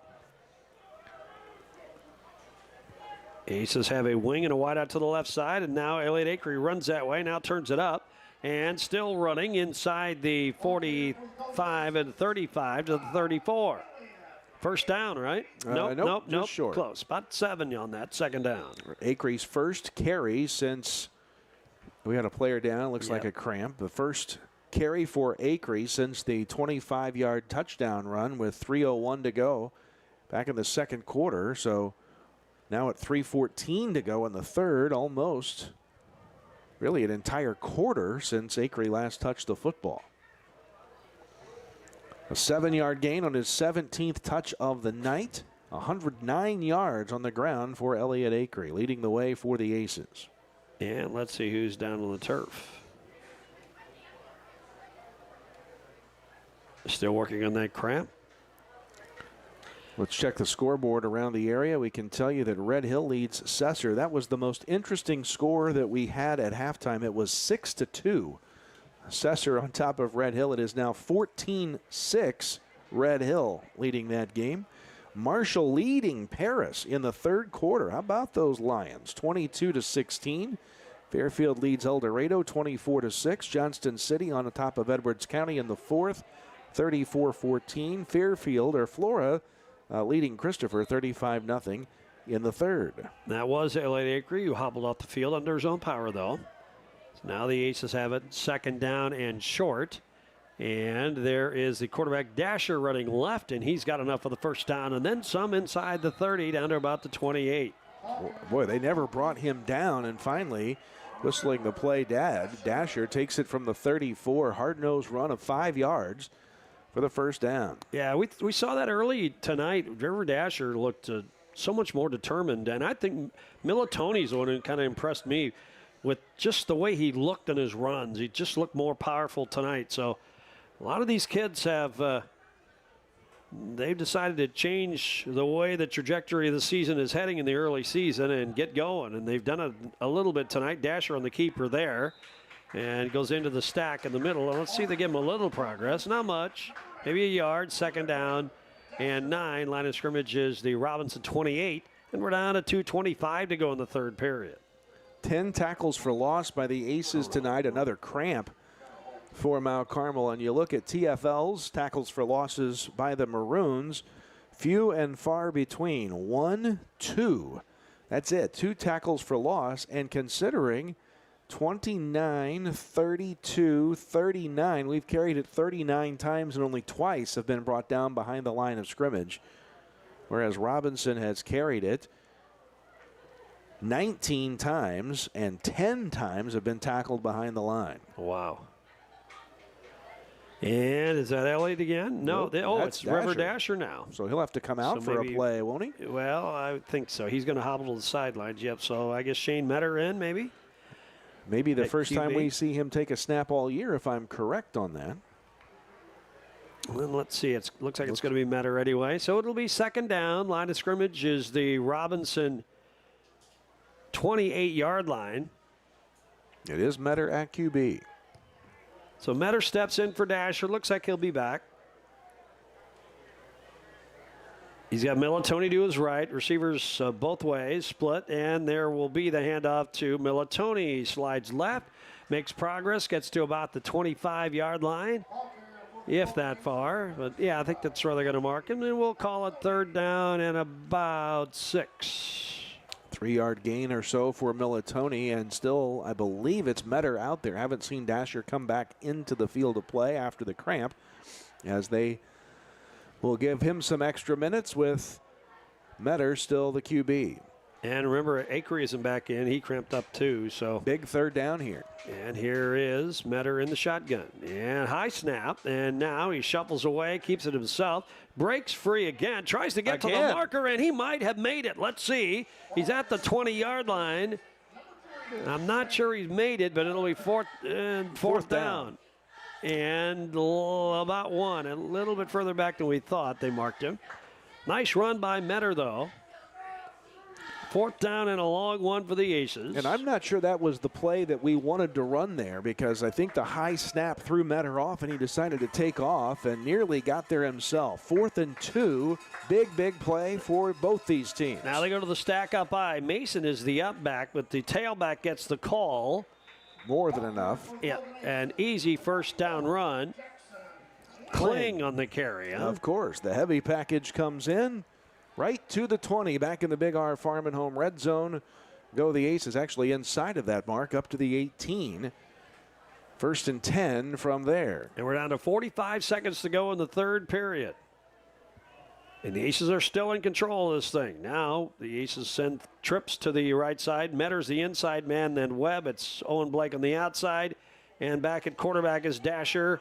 And he handed off to the sweep to the right side. Flag down. And a short gain. Oh, we may have a nope. We don't. Like it's Acree on the run, but a penalty is going to bring this one back. Probably another hold. Yeah, I thought he was about ready to cramp up again, but he's okay. Holding, getting off it. So is that three flags in this third period? If more. Not more. Yeah. Clock stops. 28 seconds to go in the frame. Through all of this, though, Mount Carmel still has built the lead from where it was at halftime. 28-13. We were kind of getting scared of what we might see in the second half. And luckily that damage has not come, and the Aces have extended the lead. 34-13 now. I think it is 4 penalties in the half, 3 holds, 1 for an unsportsmanlike or a personal foul. 1 receiver left, 2 to the right, and the quarterback is drilled as he tried to get a pass away. No protection that time for Dasher. He had nowhere to go. Wow, what a hit by Robinson, and he's down at the 38. A big loss of the play. That ends the third period, though. So as we said, through all of this, Mount Carmel has actually extended the lead here in the third period. We've got 1 quarter to go. The Jade Investment Advisor Tim Phillips scoreboard reads Mount Carmel 34, Robinson 13, back in 30 seconds. Meet the dentists at Comprehensive Dental Care of Mount Carmel. Dr. Bryce Miller has proudly served the residents of his hometown for over a decade, bringing advanced training in the field of implant and cosmetic dentistry to the local community. And Dr. David Miller has been practicing now for 40 years. In that time, his goal has remained the same: to provide patients with high-quality care tailored to their health and well-being. Let our team at Comprehensive Dental Care put our quality, compassionate care to work for you. Give us a call today.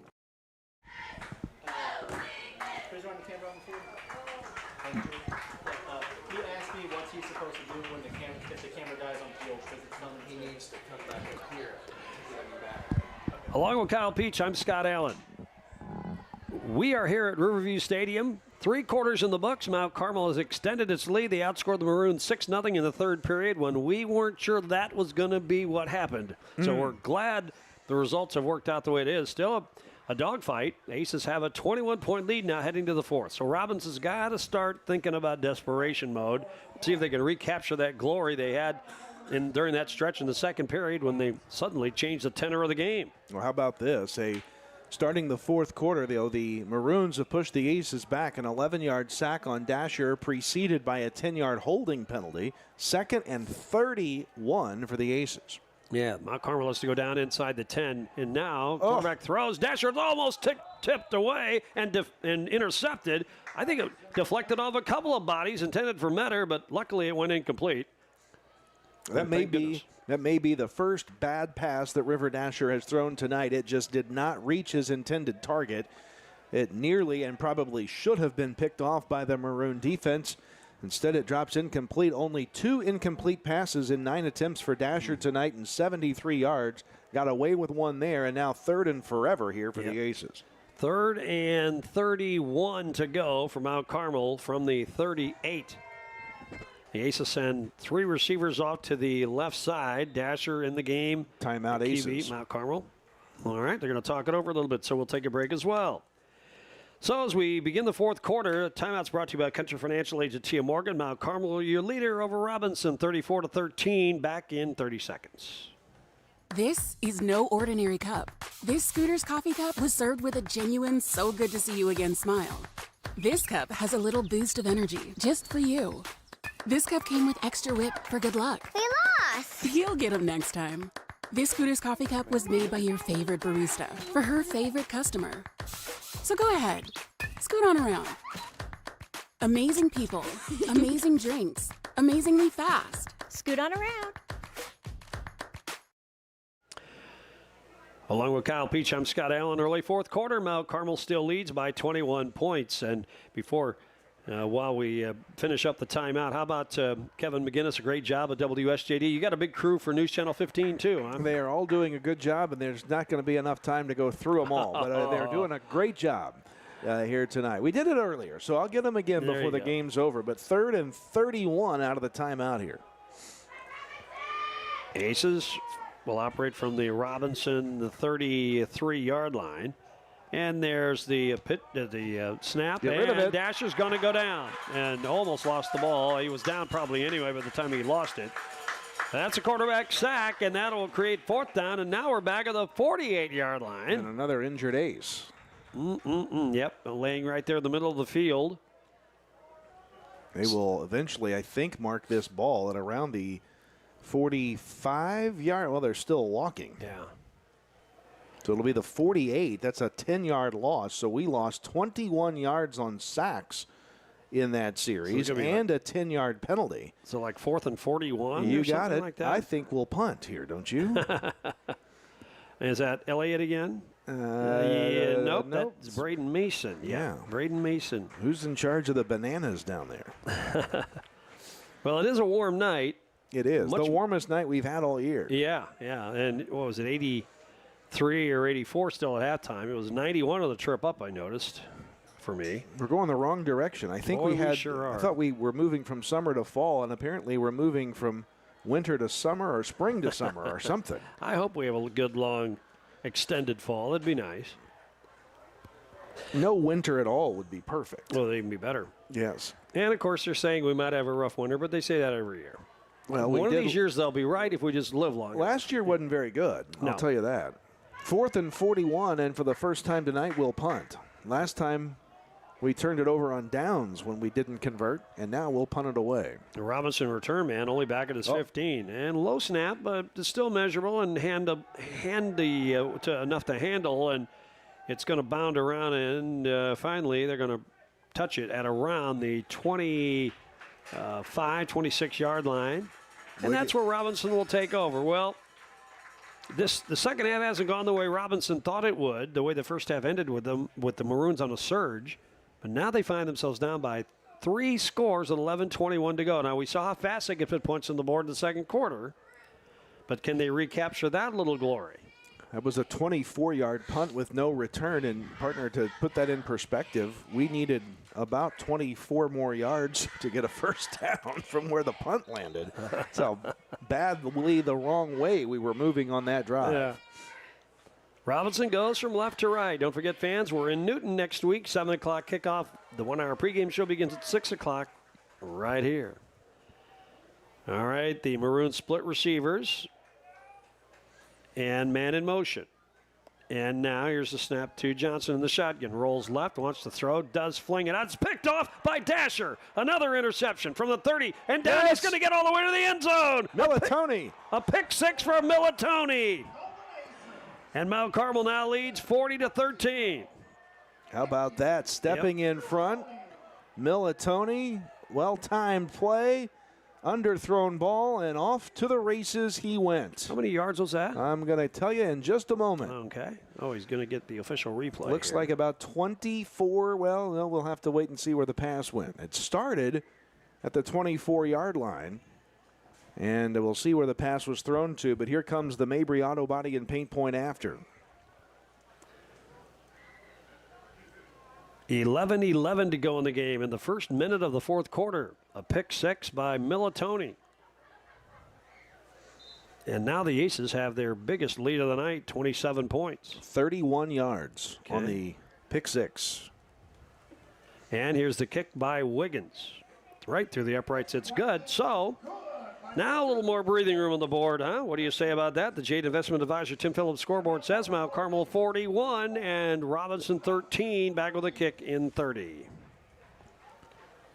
Corporate America Family Credit Union at 1011 Oak Street in Mount Carmel is ready to serve you with the financial tools you need for your life's journey. Our staff consists of friends and neighbors from our community, here to serve you like family. We offer a full line of financial services, including new and used vehicle loans, home loans, checking and savings accounts, access to no surcharge ATMs, 24/7 account access, and more. Call or visit us today. Corporate America Family Credit Union, empowering financial success.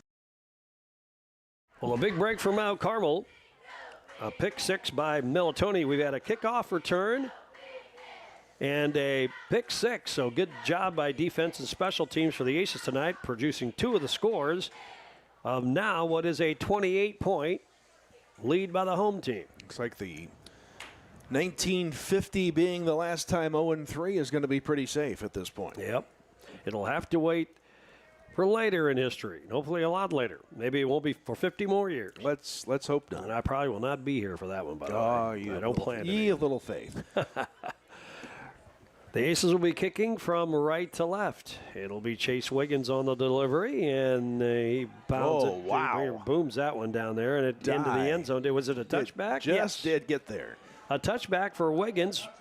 A lot of leg on that kick, and Robinson takes over from their own 20-yard line.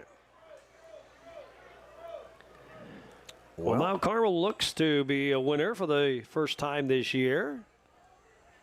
There'll be 1 and 2, 3 LIC games tonight, 1 tomorrow. The only game has not been fun to find scores for tonight. It is Marshall leading Paris still in the third quarter, 22-16. Wow. Marshall leading Paris. One of the smallest schools in the league, leading the largest school in the league in terms of enrollment there. Reese Johnson, the quarterback here in the shotgun. We got a wing to the right side, receiver split. He barks the signals and claps his hands. Now a quick throw on the edge. It's caught. And the receiver gets all the way outside the 35 to the 36-yard line. Isaac Ayers, the receptionist, the receiver of that pass. Yep. He's caught a pass already tonight. They're going to go without a huddle now. Move the chains. Hang on. They've got the chains moved. Here we go. And there's a handout. Ball carrier comes back to the left tackle spot and gets 2 or 3 yards, maybe 3 to the 44. Second down. That'll be Bunnell on the carry. Give him 2. Now Avery on the stop. Yeah, now they slow it up a little bit. Still going without a huddle, but much slower this time. They look over to get the play. Clock running. We're down to 10:30 to go in this one. 2 receivers left, 1 to the right, setback, and he will get the call. The setback blows over the 40, 45, still pushing all the way to the 48-yard line. Nice run, one of the best of the night by the Maroons. Move the chains, first down. That was Bunnell again on the carry. Zadok Fulop makes the stop. Now they go without a huddle again. Receiver split. Johnson will hand it off again. And over midfield, and then pushing his way forward to the 43, 44-yard line. Is that Bunnell? It is again. And maybe 9 yards on that carry. They're just trying to hurry it up and catch us before we can regroup on defense. That's their plan, because this is by far the best they've done on the ground. It'll be another first down. They're slow to move the chains here, but it is a first down. All right, they set the chains down to the 41-yard line. And here is Johnson. He's going to throw this time. And pass is caught. A swing pass to the left side, fighting through defenders and getting a little progress after that on the catch. That was A.J. Noblet. Inside the 40, inside the 30, call it the 35-yard line. And the timeout. No, we got a player down again. This might be a Maroon down on the far side. Aces have had some cramps tonight in this heat, of course. Now they're going to work on, where is he anyway, Kyle? I don't see Oh, he's him. gotten up, I think. Or is it in our huddle over there? I'm not sure. It's like, we thought it was a Maroon player that was down, but everybody seems to be up and all right. Or maybe it was just a really short recovery, or the cramp faded and he's got out of the field. Who knows? Well, it's second down now. And about 3. Call it 4. Down to 9:29 to go. The clock is running. Robinson has the football at the Mount Carmel 35-yard line. Reese Johnson snaps the play in motion, tries to get outside to the right, now cuts it up in a lane a little bit, gets near the marker, maybe enough. At the 32, let's see where they mark him. Flag down, and it's against Robinson for a hold. Oh, my. Well, we've done a little of that tonight. This one hurts the Maroon offense. And we'll never know if he had a first down. And it'll be a 10-yard walk-off. The spot of the foul. And looks like the spot was about the line of scrimmage, so it'll be a second down and about 13 here, I think. The line of scrimmage now will be the 45-yard line of Mount Carmel. Mount Carmel leads this one 41-13. They were 20-point favorites going in. They lead by 28 now. And here's Reese Johnson. Trips to the left side. He's going to throw that way. They're in on him. And now he's brought down for a sack. Jack Webb on the stop right at the 50. So a loss on the play of about 4 yards. Aiden Reynolds sent Johnson flying one way, but flew him right into Jack Webb. And that'll be a 5-yard loss and yet another sack and tackle for loss for this Aces defense. So now it's 3rd and very long. They have to cover about 15, 17 yards. If you're looking for something to find some drama with in this final 8:20, right now the Maroons sit at 0 net rushing yards. Can we keep them in minus figures for the night? 3 receivers left, one to the right. Johnson looks left. Now he's flushed by Webb, who's after him, and he does get the throwaway in time. It's well downfield. It's up for grabs. It's picked off by, nope, incomplete. Thought it was going to be picked off down there by Mount Carmel. Metter was right there in front of it, but couldn't haul it in, and it knocked away, I think, maybe from him from behind. So it's 4th down now. Yeah, suddenly the receiver played defender.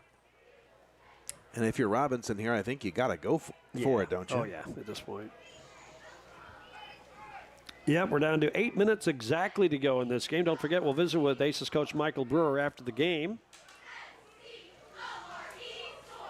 And we'll have some scores from around the area as they become available. Another timeout for the Maroons here. All right. So we'll take one, too. Timeout's brought to you by Kentra Financial Agent Tia Morgan. Mount Carmel looks like they're in control of this one. They weren't always tonight for a while. And the Aces lead 41-13. We'll be back in 30 seconds. Buy Low is Mount Carmel's local grocery destination, proudly serving the community with fresh products, friendly faces, and great deals every week. From our fresh deli and bakery to a wide variety of produce, fresh cut meat selections, and even an Ace Hardware, we've got everything you need, all close to home. Stay updated on all the savings at myiga.com or follow us on Facebook at Mount Carmel Buy Low for the latest specials. Shop local, save big at Buy Low, Mount Carmel's hometown store. Mount Carmel getting closer to its first win of the year. And if that indeed holds up, there were some anxious moments in this game, but the Aces have managed to check off 2 or 3 boxes, I think, of their goals for tonight. We'll see if they can hang on for this, of course. Robinson sends a man in motion, 4th and long.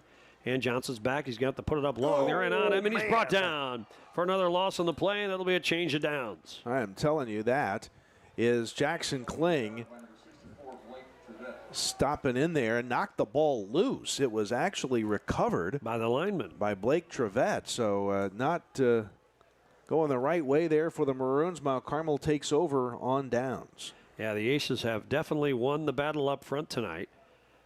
Robinson was starting to win the battle on the back edge. But here in the second half, they at least had to run some plays, and they just were putting themselves behind the 8-ball every time they ran anything. That just forced their passing game in much more difficult situations, and it just hasn't worked out for Robinson.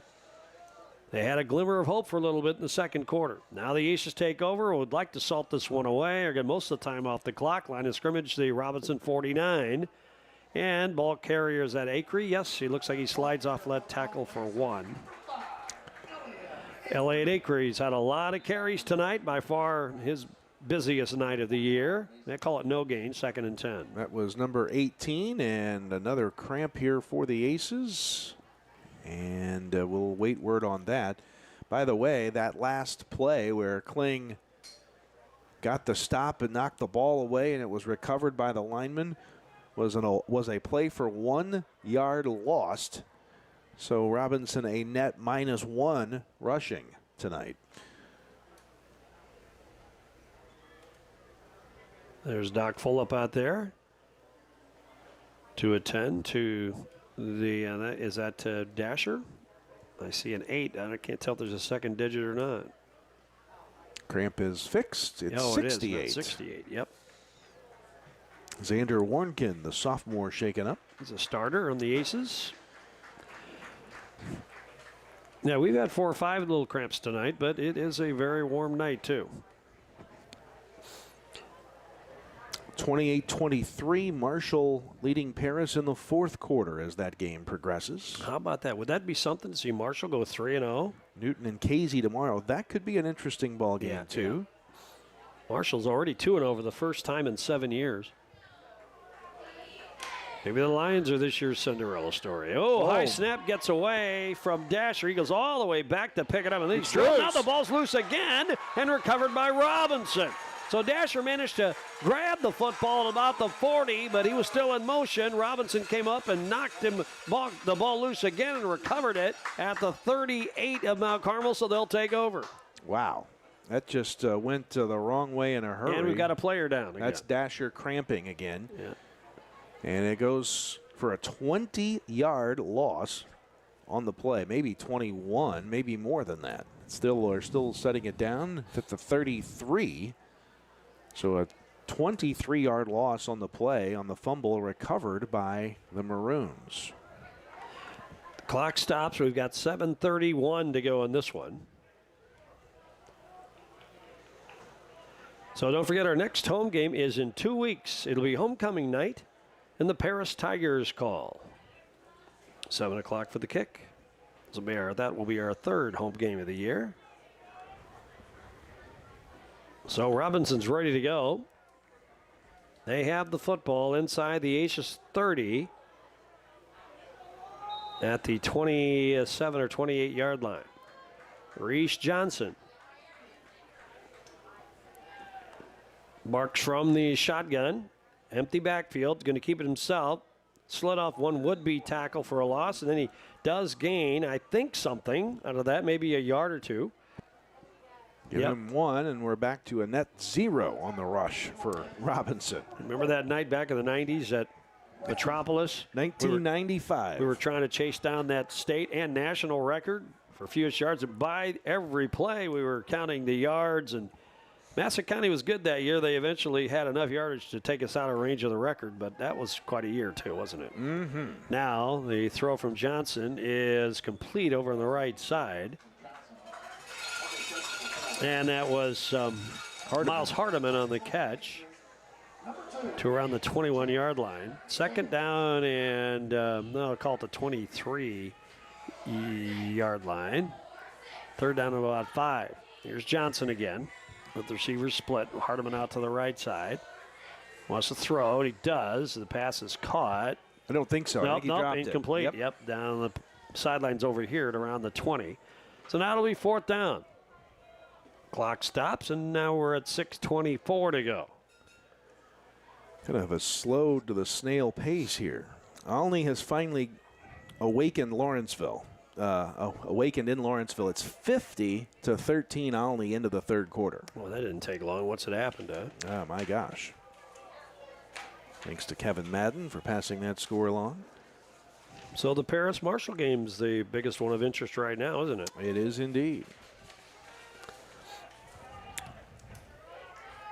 All right, here's Reese Johnson. He's back, wants to throw, does dump it out. Ball looks like somebody got their hand on it, but it's incomplete anyway, and I'm not sure they did. So now it'll be 4th down. Well, I think that was it. I think that was 4th down. Yep, you're so right. we do get the stop. So now let's just salt this thing away, or at least get enough time on the clock where we're okay. And we probably are okay anyway. 6:19 to go in the game. It's a 28-point Mount Carmel lead. 41-13. This would be the 17th straight win over the Maroons. The last time they beat Mount Carmel was 1991. Might have been one of the best, if not the best, Robinson teams. At least they were a power back in the 40s, I think, and 50s in the NEC. But they've had some great teams in the years since, 1991 being one of them. All right, Aces get a chance to salt this one away now, going right to left. I'm sure they'll try to keep it on the ground. And there is a handoff. That's Metter sweeping to the right side. Gets to the edge. Now turns it up across the 30 to the 35, 36-yard line. Let's see where they mark it. It's going to be enough for the first down and then some. Yeah, good play by Metter. His second carry of the night. The only other carry by Shane tonight was when he was in at quarterback, and he'll take it from the 22 on that play. Let's see if they spot it at the 36, and they do. 14 yards for Metter. First down, Aces. First and 10 Penn's Bowling Center, first down. Don't forget, we'll visit with Michael Brewer after the game.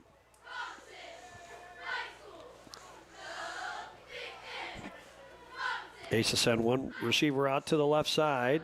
That's Owen Blake. Oh, one to the right as well. High snap, and it said we've got a fall on it back. No, we don't. It still squirts away. And I think Robinson thinks they've got it. They do not. The official says the other way. Yeah, the other way. Boy, where does that come from now all of a sudden? Then it kind of squirted away twice, a second time, and it's all the way back here now at the 28-yard line. Officials getting everything sorted out, and they'll put the football down to 27, and it'll be first and a mile from there, about 19. Boy, so the last 3 unofficial but official carries for River Dasher, -11, -10, -11, because in part bad snaps plus a sack on a pass attempt. Now the Aces send 2 wide receivers out to the left side. Now getting the call back, pounding his way to the right side. Is that Militoni all the way down the right sideline, still on his feet to the 40, 35, finally brought down there after a huge gain. That is Militoni for the first down. Wow, what an explosive run. You get to see his speed, his quickness, his ability to turn it on. 24 yards. Big run. First and 10, Mount Carmel at the Robinson 39. Second longest run of the night for Militoni. He's now over 100 yards. And now it'll be a pullback from Akery, and the quarterback Dasher keeps it again and plows forward to around the 32-yard line or further. No, all the way to the 30 and near the marker, about a yard away. It's a gain of 9. Dasher says, I got to get some yards back. Second down and 1. Line of scrimmage is the 30. Unofficially, 251 yards on the ground for the Aces tonight. Andrews checks out wide to the left side. There is Metter. He's a wing to the left side. And here is Aker getting the call from setback, and he shuffles off one tackle, gets the first down, and then some all the way inside the 25 to the 24. You think that Michael Brewer would love to just melt this clock away rather than try to score again? Yeah. I think so too.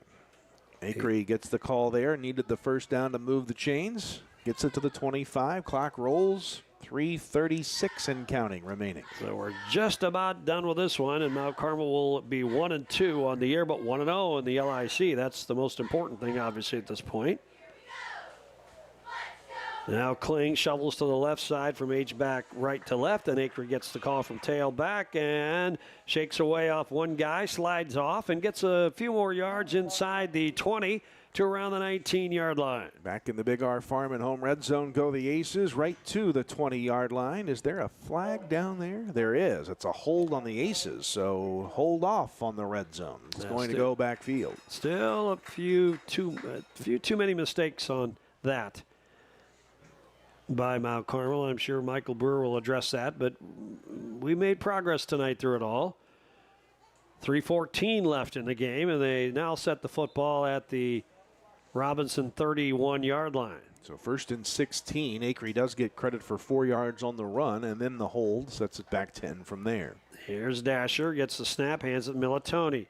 Goes right side, turns it up, now cuts it back to the middle, and still going, and finally brought down and around the 15-yard line. Militoni escaped a couple of leg tackles, and then again, extracurriculars. Flag way after the play. Is that a first down run? No, very close. He almost. It is. It'll be a first and goal situation pending the penalty because the flag came after the play, and I think we got caught jawing again, or somebody did out there. There were some not nice things said on the field. Yep, it's on us. Personal foul against the Aces. That's the second one of those tonight. Yeah, we were doing that during the scrimmage, and it's kind of continued. We're a talking team, huh? Mm-hmm. Ball sits now at the 30. And it was Militoni who got about 15 yards on the play, and then I think it was Militoni who got into a little verbal spat with one of the Maroons players, and the flag came in. 2:54 to go in this one. Mount Carmel headed for the win. So after the walk-off, it is still a 1st and 10 because Bott gave it came all after back. the play before the next play. Yeah. Line of scrimmage is the Robinson 30-yard line. Mount Carmel sends 2 to the left side. Metters the inside receiver, the slot man, wing to the right, that's Kling. Acree gets the call. Oh, nice spin move. Gets on one, gets back to the middle, and dives across the 25-yard line to maybe the 24. Acree's 21st carry of the night gets him about 6 and puts him over at 125 by my count on the night on 21 carries with 3 touchdown runs. Wow. If you're looking for player of the game, I might find one for you there on the offensive side. And we're down to 2:09 to go in this one. The clock is running. Dasher's thrown for 73 and ran for another 9. Militoni 119 on the ground. And here is a handoff. Now sliding in. Got it bouncing off a tackle. I thought he might break it, but not quite.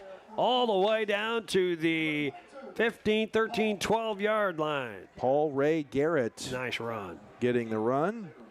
His first run of the night from the 24 to the 11. Give that young man 13 yards on, I believe, his first carry of the season. The sophomore running back, Paul Ray Garrett's first run, goes for 13 and a 10 Pins Bowling Center first down in the Big R Farm and Home red zone. 1st and 10 from the 11 for the Aces. And we're down to 90 seconds to go in this one. This is where it gets tricky if you're a coach. You got to keep the ball moving, but there's 1:27 to go. It's a lopsided score, and we take too much time. No, we call timeout. We've got one left after that. All right, timeout on the field brought to you by Country Financial Agent Tia Morgan. Mount Carmel headed for the win. They lead 41-13. Back with a finish in 30 seconds. I chose Wabash Valley College because I didn't really know what I wanted to do right after high school. And today I can say it was the best decision that I could have made. When I was here, I had the chance to join different clubs and to take a couple different classes, and I really expanded on my interests. In my classes, I learned what I liked and I learned what I didn't like. So I did get to meet new friends. I joined a bunch of clubs, practiced some leadership skills and kind of gradually grew into adulthood here, and so I'm very grateful for that. My name is Jonathan Leach. I graduated in 2013 from Wabash Valley College, and that is why this was the best decision for me. Mount Carmel headed for the win. It'll be their first of the year. They'll be 1-2 overall, but 1-0 in the LIC. We're down to the final 82 seconds of this one. And the Aces are knocking at the door, too. They may not even want to score. Who knows how that works out? Not sure if we can kneel this out or not at this point. And looks like we're going to think we about can. it. I think we can. Because it's going to be under center. There's one knee for Dasher. And the clock will run. 35 on the play clock, 1:15 to go. So the next, let's see, it'll be 41 on the next snap. And that will be the last snap then, right? I believe so. And the officials will help that out too, I'm sure. And so we got one snap to go, and the Aces will get a win. I'm watching the closing seconds of the game between Paris and Marshall, and it's 34-30 Marshall with less than a minute to go. I think Marshall is going to win it. How about those Lions? They might be 3-0. All right, there's the other snap. And nope, we're still showing a gap. 40 seconds on the stadium clock, 35 on the play clock. So we may have to take one more snap. 34-30 Marshall over Paris final. How about that? So we hustle up, and we're going to take a snap right now without a huddle. There we go. That will do it now. Well, how about that? It was an eerie feeling at halftime that something bad might happen, but then Mount Carmel regained control in the second half.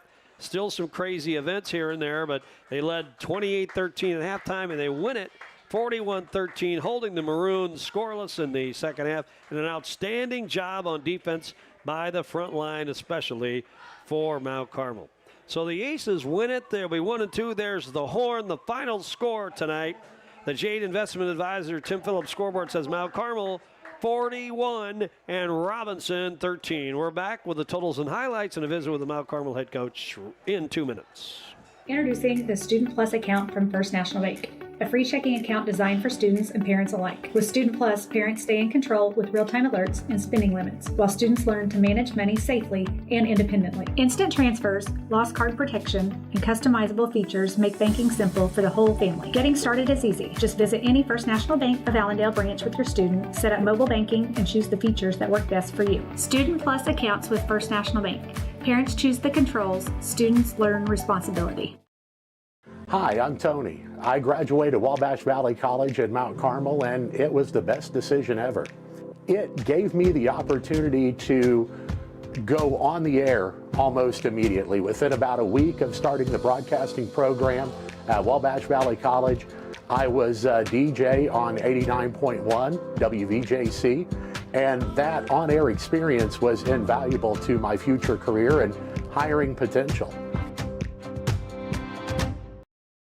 Drive into fall at Steve Faulkner Automotive. Lease a 2025 Escape for as low as $399 a month and get a new 2024 F-150 up to $13,733 off. See them all at SteveFaulknerAutomotive.com.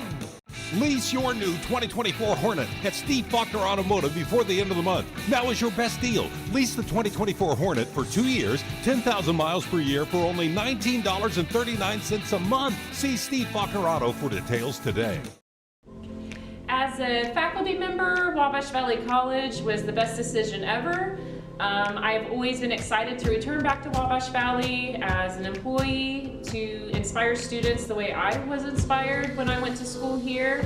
And what I love is the sense of community that I have with my coworkers and being able to provide that to our students.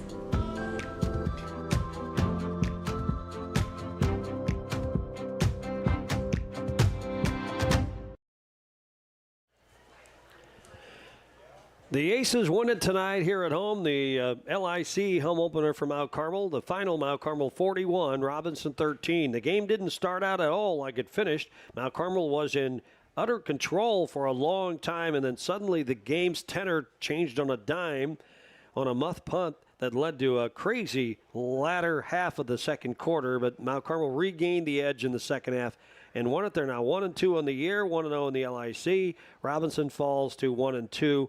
And 0-1. Mount Carmel opened the scoring on a 4-yard run by Elliott Acree. That's the first lead Mount Carmel has had all year, and it came with 5:07 to go in the first period. And Mount Carmel scored again on a 5-yard run by Acree with 6:28 to 6:38 to go in the second quarter. That was one of 5 second quarter scores. Mount Carmel led 14-0. And then Acree, a 25-yard run again. And the Wiggins kick with 3:01 to go in the second period made it 21-0. So that's 3:01 to go. So how did we end up at 28-13? Well, the quarterback, Reese Johnson, had a 7-yard run with 1:24 to go in the second. The kick was good, 21-7. That's after a muffed punt by Mount Carmel enabled the Maroons to go in. So, and Metter was the one that got burned on the punt. So you felt bad for the senior, but boy, he sure took care of that on the ensuing kickoff. He went 79 yards to the house to get the points right back. So 13 seconds later, Mount Carmel had built the lead back up to 28-13. That's where we were at halftime. And then we weren't done in the second quarter yet. Robinson, meanwhile, had kind of discovered that they could gain some traction by throwing the ball long. They continued to do it. A 32-yard pass play from Johnson to A.J. Noblet suddenly cut the gap to 28-13 with 26 seconds to go in the second quarter. That was the score at halftime, and we were worried about what might happen in the third quarter. But Robinson still tried to establish some kind of effort on the ground game. Mount Carmel continued to pile up tackled for loss after tackle for loss, and so they easily controlled the line of scrimmage again. So then it really kind of hamstrung Robinson to try to utilize a passing game to get something going because Mount Carmel could tee off on the pass. And in the end, there were 2 second-half touchdowns. One, Jackson Kling, a 4-yard run with 8:24 to go in the third. And then it was Sileki Militoni, pick 6. So the defense got into the act 31 yards away, and that finished up the scoring, too. So Mount Carmel wins it 41-13. Checking the stats in this one for the Aces, Mount Carmel ends up with 368 yards of total offense, 125 of those on the ground from Elliott Acree, 21 carries for 125 yards, 3 touchdowns. River Dasher, 11 carries for a net 9. Sileki Militoni, 15 carries, 119 yards, so 2 guys over 100 tonight for the Aces. Shane Metter, 2 carries for 17. Red Andrews, 1 for 4. Paul Ray Garrett, 1 for 13. Jackson Kling, 3 carries, 8 yards, and a score. A total of 295 on the ground for the Aces. River Dasher threw the ball 9 times, was 7 of 9 for 73 yards. 4 of those passes to Metter for 32, 1 to Webb for 17, and 2 to Acree for a net 24. So Acree 149 net yards between receiving and rushing. The Maroons ended the night with a net 0 rushing yards, 13 carries, 1 yard for the quarterback Reese Johnson and a touchdown. Brody Baker a carry for -20. John Kraus 2 carries for 0. Landon Bunnell 7 carries, 9 yards. Miles Hardiman 2 carries for 10, but all told, 16, 18, 25 carries for 0 yards for Robinson. The saving grace, 128 through the air for Reese Johnson.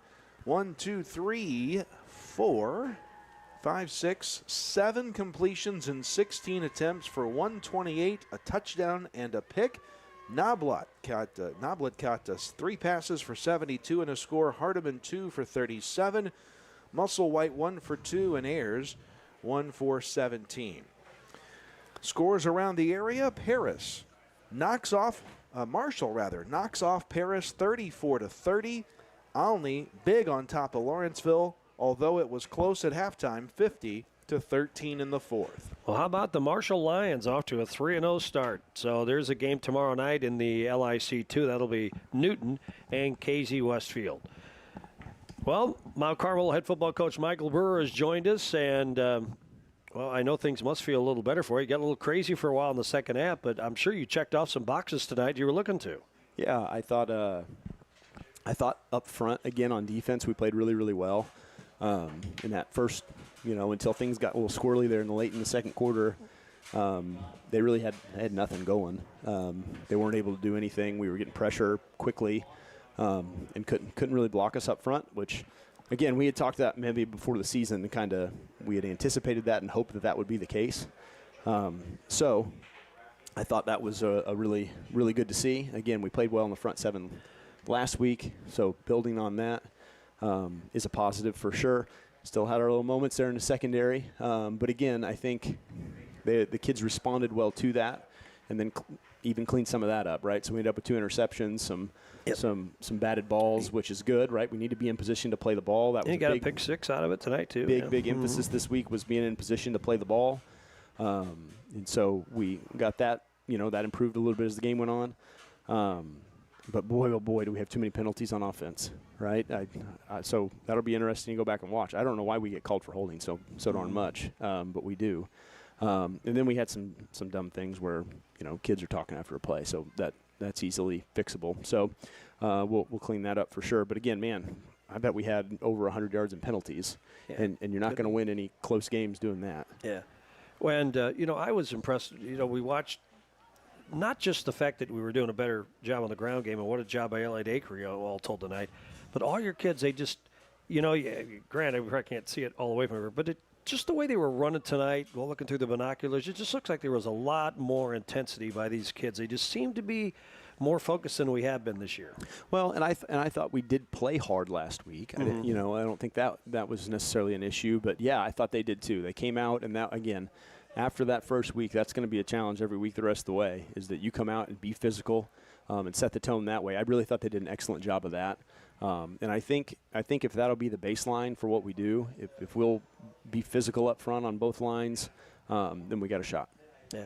And again, the way you use Dasher again a little bit, he just continues to evolve every day. Every game as a sophomore, he did some things tonight that we hadn't seen him do in the first couple of weeks. So there's something about it. So this kid's coming along. Yeah. We're going to keep, hopefully bringing him along and getting him more comfortable with the things we want him to do. Try to pick our spots with him to, show off the arm. He can really push the ball down the field, so we just need to pick our spots and get some things there that we feel good about. But overall, I like the way he runs it. He runs the ball really hard, and if he gets loose, he's about as fast as anybody out there. So he can really scoot. So he runs physical, runs hard. So just again, as he progresses and gets better, hopefully every single week, he's just going to keep getting better. Yeah. And what a job air defense. So Newton next week. Yeah, so it'd be interesting to see what happens in that game tomorrow night, and we'll start getting ready for them. It took a while for Alney to get going tonight. They were down for a little bit in that game. Oh, were they? Against Lawrenceville. So gotcha. I think it's Luke Carmody said it last week. Every game is going to be a dogfight in this conference this year, and that may very well be the case. Yeah. Well, I think so. So I think we've talked about it a bunch of times, but I think the conference kind of comes back to the middle, the top and the bottom. So. I think somebody said Marshall won tonight, so they're 3-0. So again, that was a team that struggled last year. It seems to be improving and getting better. So we'll be ready to go. All right, Coach. Congratulations on the win. Thanks, Scott. That's Aces football coach Michael Burr. His club a winner tonight by the final of 41-13 over Robinson. And from a historical standpoint, they avoid something that hasn't happened in 75 years. The last time a Mount Carmel team would be 0-3, and they avoided that fate tonight in the game. And now we move on to play Newton next week, 7 o'clock for the kick, 6 o'clock for the 1-hour pregame show. And then we're back here at the friendly confines of Riverview Stadium in 2 weeks for homecoming 2025, and we'll face the Paris Tigers. It'll be interesting to see Newton and Casey play tomorrow night and see. We know what Casey is. They're ranked 6th in Class 1A. Newton has been a team that I think a lot of people have put a lot of I don't know if it's appropriate to say hype to, but they have they're a much better team like most teams in the LIC are, and we'll see what they look like tomorrow night against a good Casey team. Yeah, that's an interesting matchup. Mulvey, of course, has put up more passing yards than anybody in the conference, the quarterback for Newton.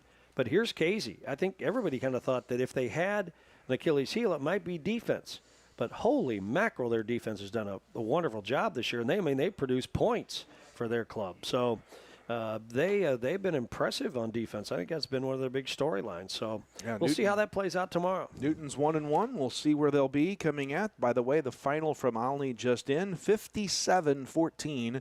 Alney over Lawrenceville is the final. All right.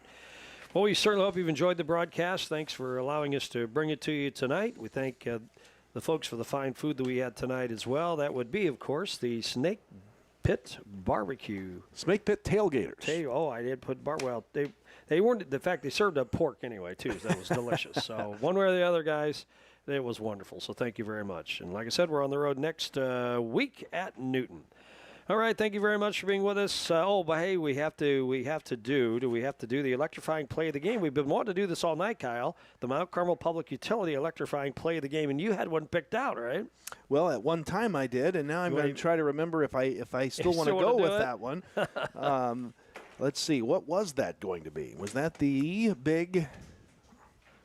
I don't know. There were so many different odd plays. We had the 79-yard kickoff return by Shane Metter. It's been a long time since I've seen one of those. We also had the pick six by Militoni, but I think I'll go with a 79-yard kickoff return by Shane Metter, which put us up 28-7, and kind of made us feel a little bit better about how things were going. Yeah, I think that's a good call because it really calmed us down coming on the heels of all this back and forth, and they were starting to figure us out a little bit and discover any kind of weaknesses. They were going to attack it, and then Shane Metter kind of, as a senior would do, come up with a big play to kind of silence all that and calm things back down. And then we were able to regroup in the locker room at halftime, and then the second half, regain control, and it went from there.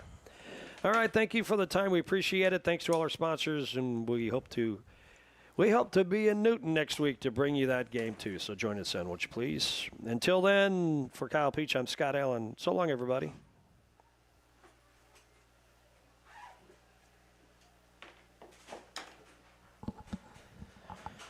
All right, thank you, Cavi.